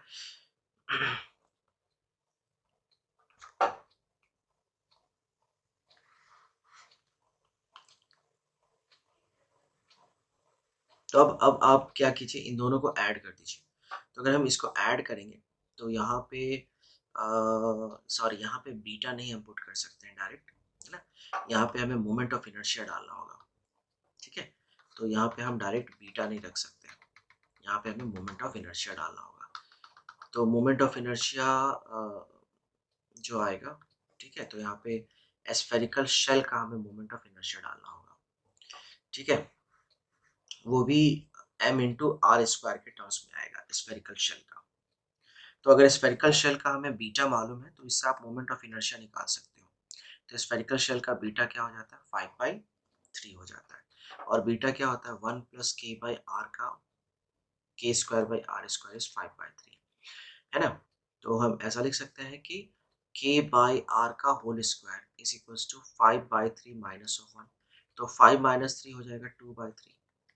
तो what is K by R, इस 2/3 का अंडर रूट इस के बाई आर। ठीक है, और यहाँ से अगर हम या फिर आप इसको क्या करो, स्क्वायर रूट नहीं निकालो, तो यहाँ पे के स्क्वायर बाई आर स्क्वायर है, यहाँ पे m मल्टीप्लाई कर दो, m मल्टीप्लाई कर दो, तो ये हो जाएगा moment of inertia, that is आई, और एम आर स्क्वायर तो हमें गिवन ही है।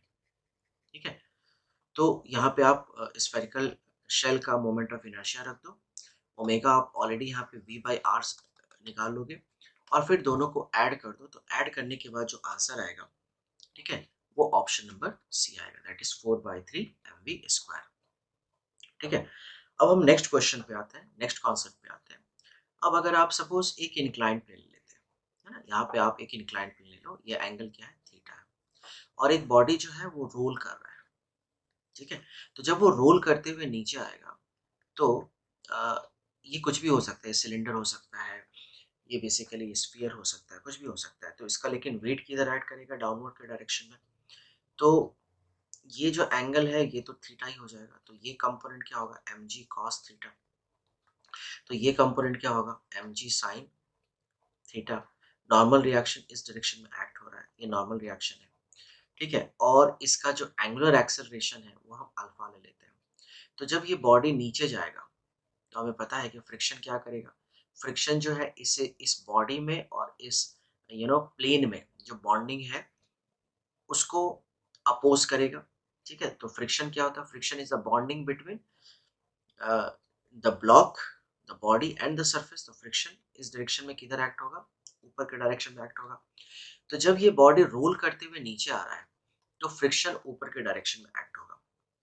लेकिन स्टूडेंट्स, अब क्वेश्चन मेरा ये है आपसे कि जब ये बॉडी रोल करते हुए ऊपर जाएगा, जब ये बॉडी रोल करते हुए ऊपर जाएगा, तो फ्रिक्शन किधर एक्ट होगा। ठीक है, फ्रिक्शन किधर एक्ट होगा। तो बेसिकली फ्रिक्शन क्या करता है, फ्रिक्शन एक तो रिलेटिव मोशन को अपोज करता है, राइट, साथ साथ कभी कभी ये रिलेटिव मोशन को तो ये अपोज करेगा। तो अगर हम इस केस में देखें, तो यहाँ पे जो कांटेक्ट, जो प्लेन के पैरेलल जो फोर्स एक्ट हो रहा है, वो कौन सा फोर्स है, M G sine theta act हो रहा है। क्योंकि ये प्योर रोलिंग का केस है, तो प्योर रोलिंग में क्या होता है, कोई स्लाइडिंग नहीं होता है, वो रोल होता है। तो the velocity and acceleration at point of contact क्या होगा, पॉइंट ऑफ कांटेक्ट पे अगर प्योर रोलिंग में हमें पता है कि टॉप का वेलोसिटी ज़्यादा होता है, लेकिन बॉटम का वेलोसिटी क्या होता है, कम होता है। तो प्योर रोलिंग के केस में बॉटम का वेलोसिटी ज़ीरो होगा। तो बॉटम का वेलोसिटी ज़ीरो तभी हो सकता है जब बहुत ज़्यादा फ्रिक्शन एक्ट हो, है ना। फ्रिक्शन क्या करेगा, उस रोलिंग को अपोज करेगा, मीन्स इतना स्ट्रॉन्ग बॉन्डिंग हो कि जिसके कारण से वो स्फीयर या कोई भी बॉडी जो है वो रोल ना कर पाए, है ना। तो वो तभी पॉसिबल है जब फ्रिक्शन क्या करेगा, फ्रिक्शन मैक्सिमम एक्ट होना चाहिए। तो इसलिए यहाँ पे जो फ्रिक्शन एक्ट होगा इंक्लाइन प्लेन पे, वो अपवर्ड डायरेक्शन में एक्ट होगा इन बोथ द मोशन। जब ये बॉडी या तो असेंडिंग है या ऊपर जा रहा है या नीचे जा रहा है, तो दोनों केस में फ्रिक्शन हमेशा अपवर्ड एक्ट करेगा। इस कॉन्सेप्ट पे क्वेश्चंस आए हुए हैं। अगर हम देखें, ये जिपमर का क्वेश्चन है, बिल्कुल वही क्वेश्चन है। एक सिलेंडर है जो रोल कर रहा है इंक्लाइंड प्लेन पे, reaches the some height and then rolls down. The direction of the frictional force acting on the cylinder is. तो अभी जस्ट हमने क्या देखा था, यही केस अभी मैंने आपको डिस्कस किया था कि ये जो है ये एंगल है थीटा और ये जो बॉडी है वो रोल कर रहा है ना। तो क्योंकि ये प्योर रोलिंग का केस है, तो जब प्योर रोलिंग का केस है तो हमें पता है कि टॉप का वेलोसिटी ग्रेटर होगा, टॉप का वेलोसिटी ग्रेटर होगा एंड बॉटम का वेलोसिटी कम होगा। तो बॉटम का वेलोसिटी कम तभी हो सकता है जब फ्रिक्शन इसको अपोज करे, फ्रिक्शन इसको अपोज करे, ठीक है, तभी ये पॉसिबल है। और वैसे भी इस बॉडी का टेंडेंसी किधर होगा आने का, ये बॉटम की तरफ होगा, है ना। इस बॉडी का टेंडेंसी ग्रेविटी के कारण ये नीचे आने का होगा। अगर ये अपवर्ड जा रहा है ना, ये स्फीयर या ये सिलेंडर अगर ये अपवर्ड जा रहा है, तो जब अपवर्ड जा रहा है तो डेफिनेटली यहाँ पर टॉप का वेलोसिटी तो ज़्यादा है, राइट। लेकिन बॉटम का वेलोसिटी स्टिल क्या होगा, जीरो होगा, क्योंकि प्योर रोलिंग का केस है। तो अगर बॉटम का वेलोसिटी जीरो है तो फ्रिक्शन किधर एक्ट करेगा, राइट। तो फ्रिक्शन जो है वो रिलेटिव मोशन को अपोज करता है, ठीक है। तो ऐसे केस में क्या होगा कि ये अगर अपवर्ड है, ये अपवर्ड है, तो ये इस सरफेस को किधर पुश किया होगा, इस डायरेक्शन में पुश किया होगा, रोल करने के लिए इस डायरेक्शन पुश किया होगा। तो फ्रिक्शन किधर एक्ट होगा, फ्रिक्शन अपवर्ड एक्ट हो जाएगा। इसका मतलब है कि जब ये सिलेंडर जब डाउनवर्ड जाएगा या अपवर्ड जाएगा, तो वो दोनों केस में फ्रिक्शन अपवर्ड डायरेक्शन में ही एक्ट होगा। बहुत ही कॉन्सेप्चुअल क्वेश्चन है, इसलिए इस क्वेश्चन का आंसर जो है वो बी हो जाएगा। B is the right answer, ठीक है। अच्छा स्टूडेंट्स, अभी जस्ट हमने देखा था एक कॉन्सेप्ट कि बीटा जो है डिस्क के लिए अगर हम बात करें, और बीटा जो है अगर हम सॉलिड स्फीयर के लिए बात करें, ठीक है, एंड बीटा जो है अगर मैं हॉलो सिलेंडर के लिए बात करूं या हॉलो स्फीयर ले लेते हैं, है ना, हॉलो स्फीयर के लिए बात करें, तो अगर हम बीटा डिस्क के लिए बात करें, तो डिस्क के लिए मैंने बीटा आपको जस्ट अभी बताया था, ये होता है 3/2। सॉलिड स्फीयर के लिए ये हो जाता है 7/5 एंड हॉलो स्फीयर के लिए ये हो जाता है 5/3, ठीक है। तो हमें हमें पता है कि velocity is equals to rolling motion में is to under root 2 gh by beta. तो अगर बीटा का वैल्यू कम होगा, अगर बीटा का वैल्यू कम होगा तो वेलोसिटी क्या होगा, बढ़ जाएगा।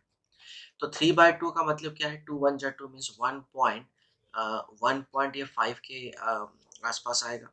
अगर हम इसकी बात करें 7/5, तो 5 एंड कैरी कितना हुआ 2, तो 1.4 के आसपास आएगा।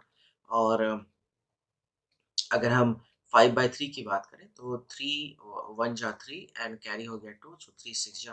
तो जितना बीटा का वैल्यू कम होगा उतना वेलोसिटी क्या होगा, ग्रेटर होगा, करेक्ट।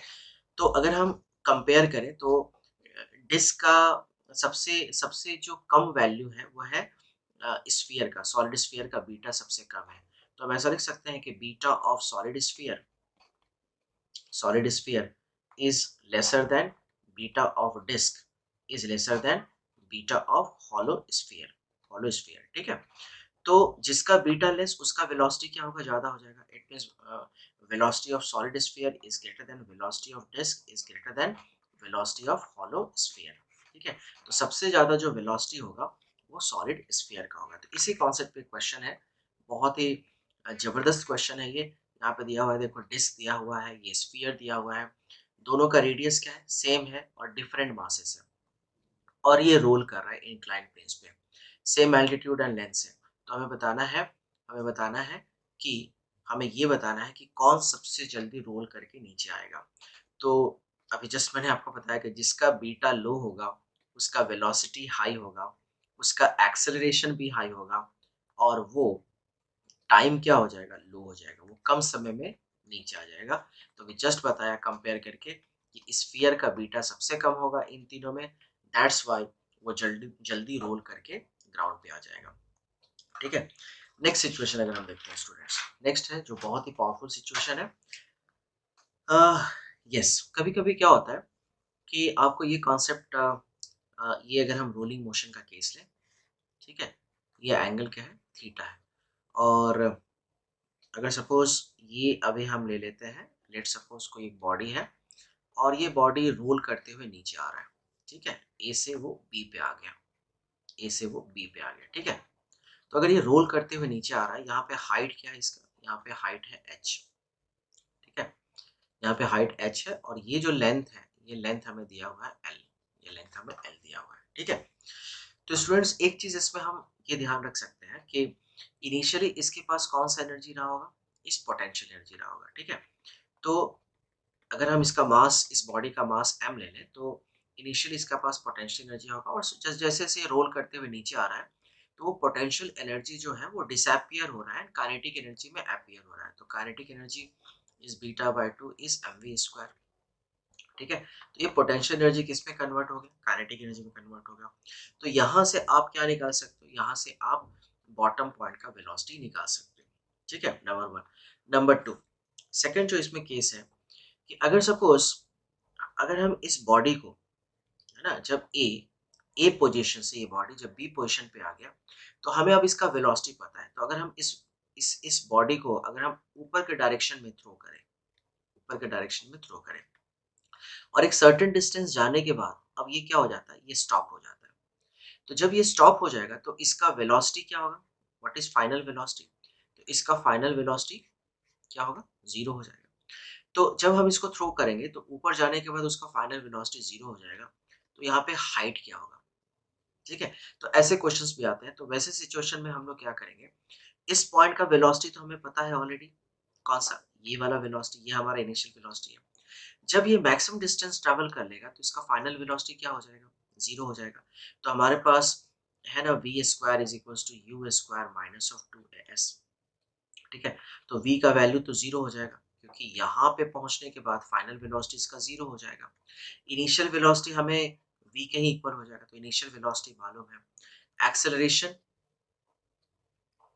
एक्सेलरेशन क्या होगा? तो एक्सेलरेशन बिकॉज़ ये ऊपर के डायरेक्शन में जा रहा है, तो ये जो है एक्सेलरेशन इसका हमें अ, हम कैलकुलेट कर सकते हैं। सो एक्सेलरेशन जो होगा ये हो जाएगा माइनस ऑफ जी, और कितना डिस्टेंस वो ट्रैवल किया, तो वो सपोज एच डैश डिस्टेंस वो ट्रैवल किया, तो वहां से हम एच डैश का वैल्यू कैलकुलेट कर सकते हैं, ठीक है? देखो इसी तरह का एक क्वेश्चन आया हुआ है। एक सॉलिड है, सॉलिड स्फेरिकल बॉल है, ठीक है, rolling down on a smooth inclined plane from a height h, the velocity attained by the ball when it reaches the bottom of the inclined plane is v. If the ball is now thrown vertically upwards with the same velocity v, the maximum height with the ball will rise. बहुत ही अच्छा question है।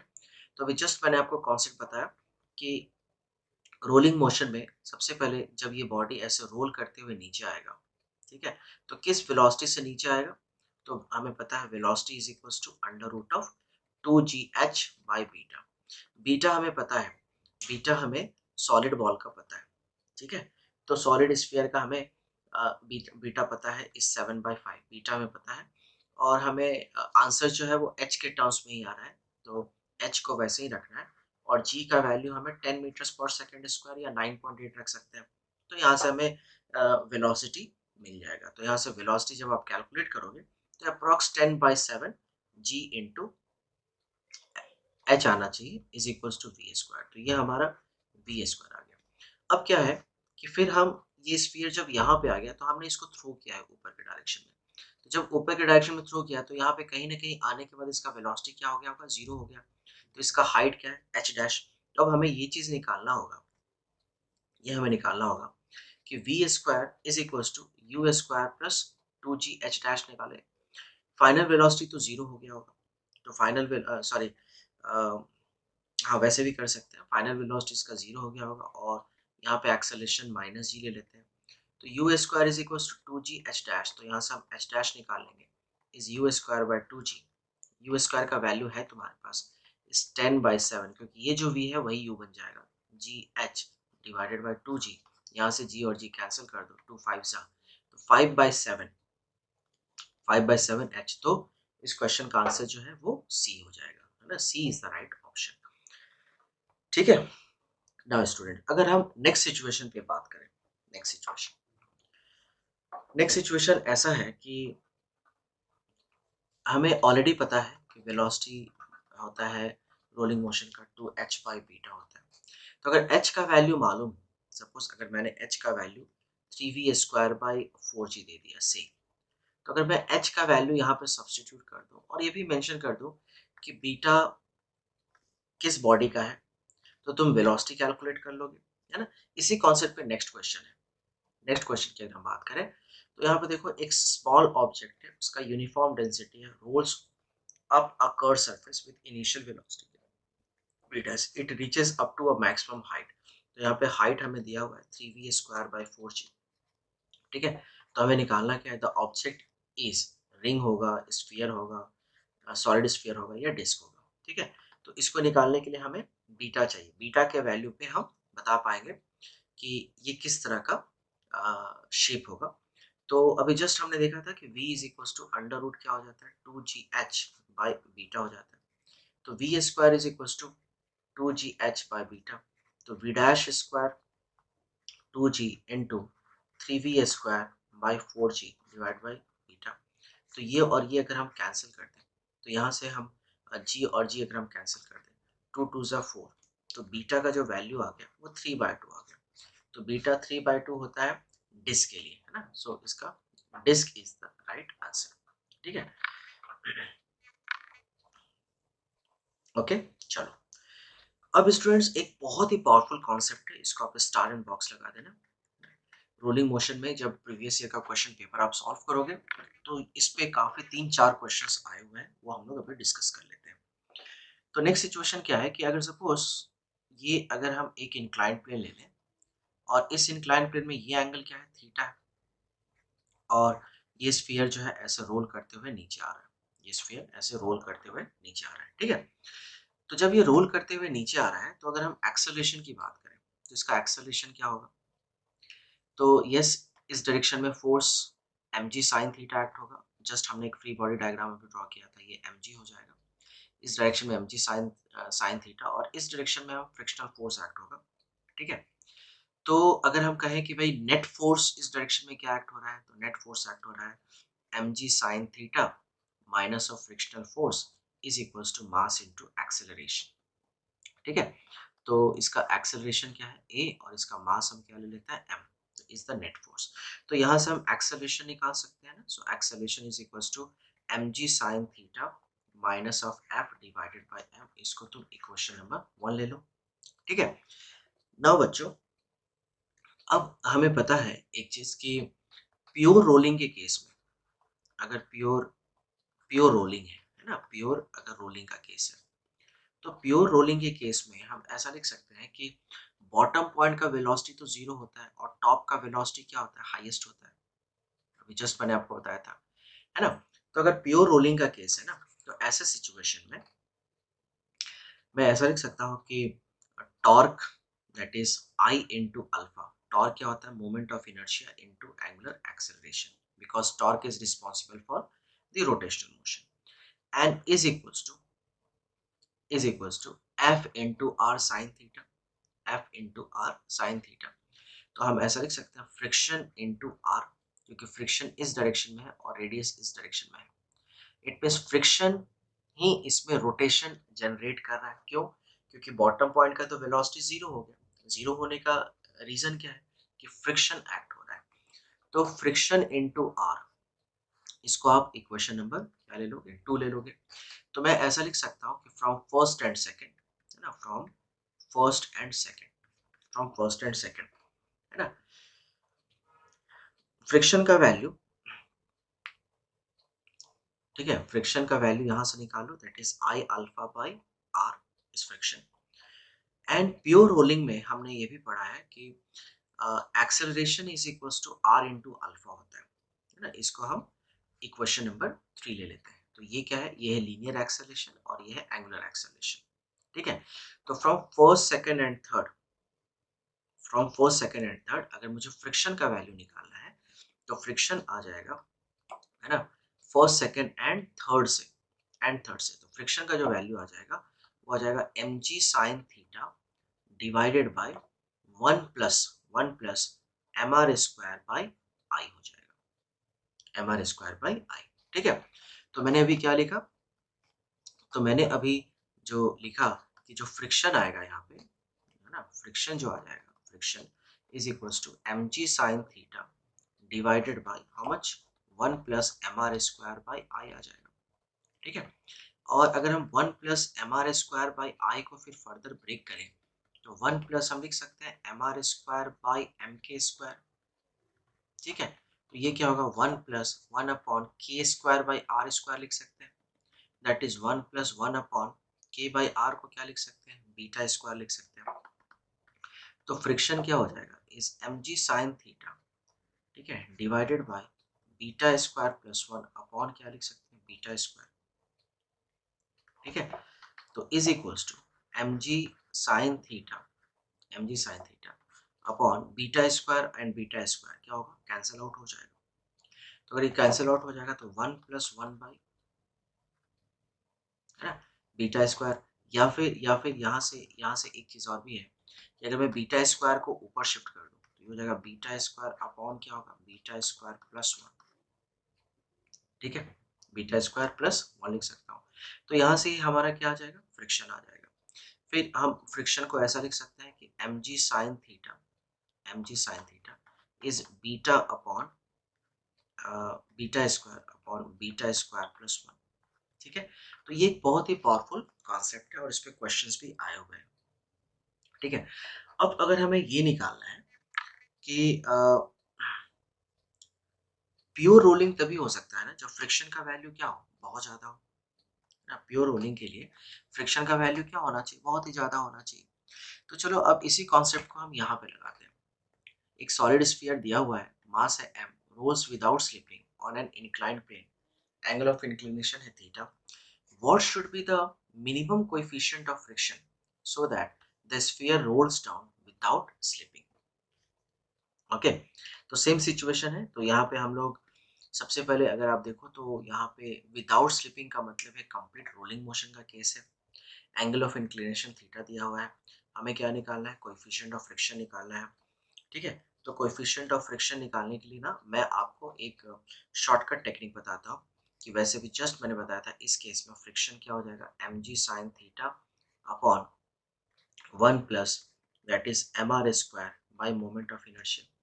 Second, है ना, second जो है कि friction हमेशा M G sine theta, ठीक है, upon 1 plus M are square by क्या है, आई। तो ये जो वैल्यू होना चाहिए, ठीक है, ये वैल्यू जो होना चाहिए, तो अगर ये इंक्लाइंड प्लेन ले लेते हो तो यहाँ पे बॉडी रोल करते हुए नीचे आ रहा है ना।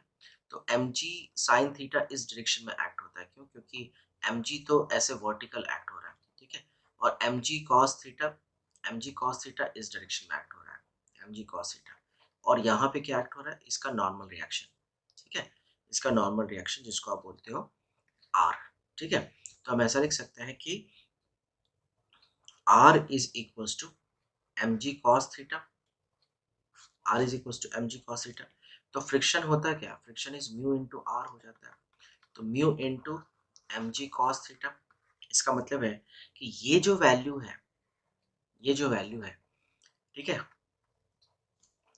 रोलिंग के लिए what should be the minimum coefficient.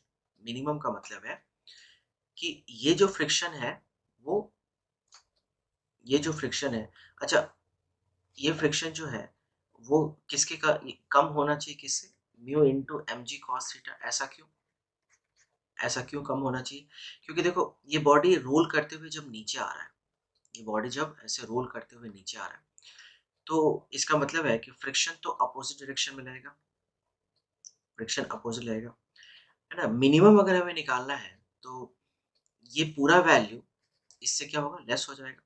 या फिर मैं तुम्हें एक शॉर्टकट बताता हूँ, इस तरह के जब भी कोई क्वेश्चन आते हैं ना, जब भी कोई क्वेश्चन आता है तो जब जो मैंने अभी क्वेश्चन लिखा था अगर आप उसको सॉल्व करोगे तो सॉल्व करने के बाद तुम्हें म्यू मिनिमम कैलकुलेट हो जाएगा और ये वैल्यू होता है tan theta divided by 1 plus M are square by I, 1 plus M are square by आई।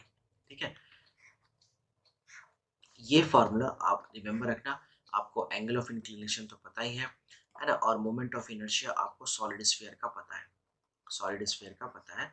ये दोनों वैल्यू यहाँ पे सब्स्टिट्यूट कर दो, सॉल्व कर दो, तो तुम्हें आंसर मिल जाएगा। तो इस क्वेश्चन का आंसर जो आएगा वो बी आएगा, that is 2/7 into tan theta. ठीक है। अच्छा, मैंने आपको बताया था कि जब भी कोई बॉडी रोलिंग मोशन में हो तो कितने टाइम में वो ग्राउंड पे आएगा, is 1/sin theta under root, that is 2h beta by G, 2h beta by G. तो इस पे भी बहुत सारे क्वेश्चंस आ सकते हैं, जैसे यहाँ पे दिया हुआ है कि एक सॉलिड स्फीयर है और एक डिस्क है, दोनों का मास सेम है, सेम रेडियस से रोल्स कर रहा है स्मूथ प्लेन पे from rest to the same distance, what is the ratio of time taken by them. इसका मतलब है हमें निकालना पड़ेगा T for solid sphere, T for solid sphere and T for disc, T for disc. And अभी just हमने formula देखा था, T is equal to 1/sin theta into under root of 2h beta by ji.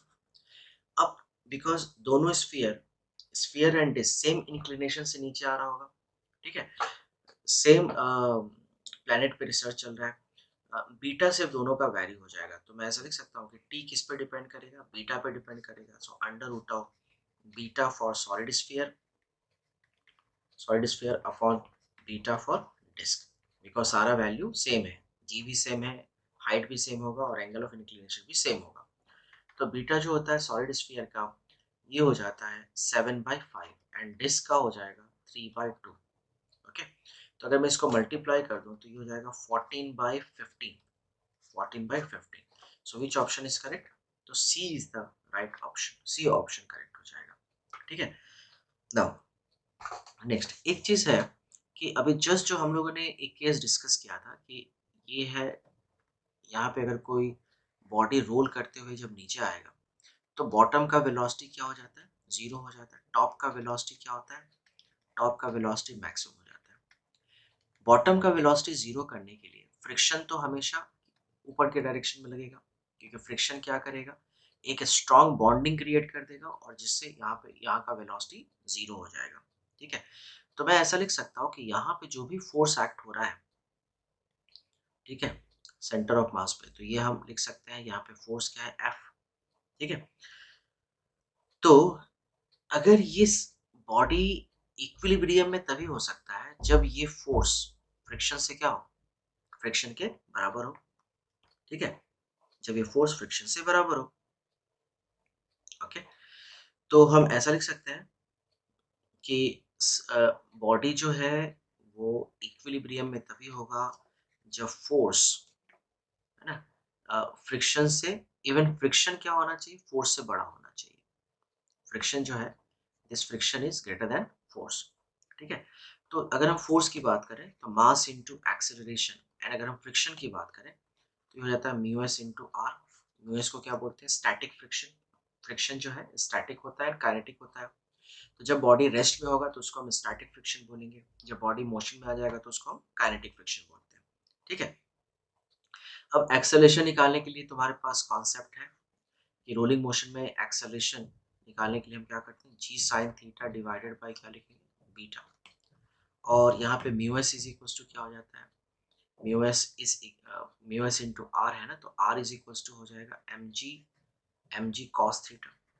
Correct है ना, क्यों, क्योंकि हमने अभी जस्ट देखा था फ्री बॉडी डायग्राम की एम जी साइन थीटा इस डायरेक्शन में एक्ट हो रहा है और एम जी इस डायरेक्शन में एक्ट हो रहा है, तो एम जी कॉस थीटा इस डायरेक्शन में एक्ट होगा और ये आर के बैलेंस्ड हो जाएगा। तो यहाँ से m और m कैंसिल कर दो, g एंड g कैंसिल कर दो, तो हम ऐसा लिख सकते हैं कि साइन बाय कॉस हो जाएगा tan थीटा।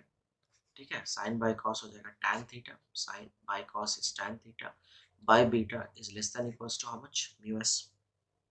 ठीक है, is less than equals to mu S हो जाएगा। ओके, तो चलो, तो इस कॉन्सेप्ट पे भी क्वेश्चंस आए हुए हैं, जैसे अगर हम एक क्वेश्चन की बात करें, ये देखो ये एम्स का क्वेश्चन है, बहुत ही स्ट्रॉन्ग क्वेश्चन है एक्चुअली, है ना, कि the velocity of body at the bottom of an inclined plane of a height is more than when it slides up the incline compared to when rolling down with the same plane. In rolling down, a body acquires both kinetic energy and translation energy. बिल्कुल सही है कि अगर हम कोई body roll करता है तो उसके पास काइनेटिक भी होगा एंड ट्रांसलेशनल भी होगा। इसका मतलब है कि रीजन तो 100% क्या है, करेक्ट है, रीजन अपने आप में करेक्ट स्टेटमेंट है। अब हम असर्शंस को पढ़ते हैं। The velocity of body at the bottom of the incline plane of given height is more, bottom of the inclined plane of a given height is more when it slides down the plane compared to when it is rolling down with the same. The velocity of the body at the bottom of an inclined plane of a given height is more when it slides down. ठीक है, तो अगर हम बात करें तो यहाँ पे the velocity of at the bottom of an inclined plane of a height is more when it slides down the inclined plane compared to when it is rolling down with the same plane. ठीक है, तो okay, तो इस question में हम देख सकते हैं कि रीजन तो 100% करेक्ट है, रीजन अपने आप में करेक्ट स्टेटमेंट है। अगर हम असर्शन पे बात करें तो असर्शन में क्या होगा, body at the bottom of inclined plane of a given height is more when it slides down the plane। हाँ, तो जब ये स्लाइड करता है तो स्लाइड करने के बाद क्या होगा, वेलोसिटी उसका बढ़ेगा। क्यों बढ़ेगा, क्योंकि पोटेंशियल एनर्जी जो है वो काइनेटिक एनर्जी में कन्वर्ट हो रहा है। बिल्कुल सही है, इसका मतलब है कि असर्शन भी करेक्ट है, रीजन भी करेक्ट है। अब हम ये चेक करते हैं क्या इन दोनों में कोई रिलेशन है। तो अगर कोई बॉडी रोल करता है तो यहाँ पे रोल कर रहा है तो हम किसकी बात कर रहे हैं, kinetic energy of a translational and rotation की बात कर रहे हैं। और यहाँ पे हम किसकी बात कर रहे हैं, the velocity of body at the bottom of inclined plane of a given height. तो यहाँ पे हम बात करें बेसिकली कि काइनेटिक पोटेंशियल एनर्जी किस में कन्वर्ट हो रहा है, काइनेटिक में कन्वर्ट हो रहा है। मैंने कि इसमें बेसिकली हम एनर्जी की बात कर रहे हैं और इसमें हम क्या बात कर रहे हैं, इसमें हम बेसिकली वेलोसिटी की बात कर रहे हैं और इसमें हम एनर्जी की बात कर रहे हैं। तो दोनों स्टेटमेंट अपने आप में करेक्ट है, लेकिन अ, हमें अगर रीजन कुछ ऐसा लिखा होता है कि when body rolls down an inclined plane so its kinetic energy sorry its potential energy is converted to kinetic energy, तब दोनों में क्या होता है, एक कनेक्शन जनरेट हो जाता है। इसलिए यहाँ पे इस क्वेश्चन में रीजन बिल्कुल अलग स्टेटमेंट है, असर्शन अलग स्टेटमेंट है, दोनों में कोई कनेक्शन नहीं है, लेकिन दोनों अपने आप में करेक्ट स्टेटमेंट है। इसलिए इस क्वेश्चन का जो सही आंसर होगा वो बी आंसर होगा कि both assertion and reason are correct but reason is not the correct explanation of assertion. ठीक है, चलो तो अब हम नेक्स्ट क्वेश्चन पे जाते हैं स्टूडेंट। नेक्स्ट क्वेश्चन जो है बहुत ही कॉन्सेप्चुअल क्वेश्चन है। जैसे ये क्वेश्चन अभी जस्ट मैंने आपको बताया था कि सॉलिड सिलेंडर का बात है और रोलिंग डाउन है और वहाँ पे कोएफिशिएंट ऑफ स्टैटिक फ्रिक्शन भी है। तो condition for the cylinder not to slip, तो सिलेंडर तभी स्लिप नहीं होगा, सिलेंडर है ना, नॉट टू स्लिप ये तभी पॉसिबल है जब फ्रिक्शन का वैल्यू बहुत ज़्यादा हो जाए, किससे, पुलिंग फोर्स से। ठीक है, पुलिंग फोर्स से। इसका मतलब है कि जब सारा वैल्यूज आप पुट करोगे तो स्टैटिक फ्रिक्शन जो होना चाहिए वो क्या होना चाहिए, स्टैटिक फ्रिक्शन इज, अभी जस्ट मैंने बताया था, is tan theta by beta हो जाना चाहिए, है ना। अभी जस्ट आप देख लो, ऊपर मैंने एक डिराइव भी किया है रिलेशन। ठीक है, so static friction is tan theta by beta. ठीक है, बीटा का अगर हम सॉलिड सिलेंडर के लिए बीटा रख लें तो बीटा फॉर सॉलिड सिलेंडर तो ये हो जाता है अराउंड 3/2। ठीक है, सो tan थीटा बाई क्या हो जाएगा, 3/2। ठीक है, और 2 किसी भी ऑप्शन नहीं है, 2 को नेग्लेक्ट कर देते हैं, 3 को इधर मल्टीप्लाई करेंगे तो 3 mu S 3 mu S is greater than equals to tan theta. तो which option is correct, C is the right option, C बिल्कुल करेक्ट आंसर है। ठीक है, नाउ नेक्स्ट सिचुएशन लेते हैं। एक सॉलिड सिलेंडर है, रोल्स कर रहा है इंक्लाइंड प्लेन पे, हाइट उसका 3 मीटर है, reaches the bottom of the plane with angular speed दिया हुआ है, तुम्हें रेडियस ऑफ द सिलेंडर निकालना है। ठीक है, तो सबसे पहले हमें यहाँ पे रेडियस निकालना है, तो हम वेलोसिटी का कॉन्सेप्ट लगा लेते हैं। तो जब भी कोई बॉडी रोल करते हुए नीचे आएगा तो we square plus u square plus क्या हो जाएगा, 2gh आ जाता है। ठीक है, तो इनिशियली हम उसका वेलोसिटी 0 ले लेते हैं, हाइट का वैल्यू हमारे पास 3 मीटर दिया हुआ है ना, जी का वैल्यू हम सपोज 10 ले लेते हैं, है ना। तो एच मालूम है, जी मालूम है, यू मालूम है, तो यहाँ से हम लोग वेलोसिटी कैलकुलेट कर सकते हैं, ठीक है। तो वेलोसिटी हो जाएगा √2gh, तो वेलोसिटी हो जाएगा √60 मीटर्स पर सेकेंड, ठीक है। और वेलोसिटी का हमारे पास डायरेक्ट फॉर्मूला भी होता है, v is equals to r into omega, v is equals to r into omega. तो अगर मैं √60 रख दूँ और रेडियस का वैल्यू हमें दिया हुआ है, राइट, तो रेडियस हमें निकालना है, एंगुलर स्पीड हमें दिया हुआ है 2√2, तो यहाँ से रेडियस कैलकुलेट हो जाएगा इज √60 डिवाइडेड बाई 2√2, ठीक है। अगर हम इसको सिंप्लीफाई कर लें तो सिंप्लीफाई करने के लिए हाफ को बाहर रखो, तो ये हो जाएगा 60/2, 2 3 60, 2 3 60। अगर हमें टू को अगर इनसाइड लेकर के जाना है, टू को इनसाइड लेकर के जाना है, तो अंडर रूट क्या होगा 30/4, 2 2 15 है ना। तो ये राउंड आंसर जो आना चाहिए, ये हो जाएगा 2 2 4, हो जाएगा 15 फिर ये हो जाएगा 2 7 तो अंडर रूट 7 पॉइंट समथिंग आना चाहिए, is very very near to √5। Yes, तो D is the right option.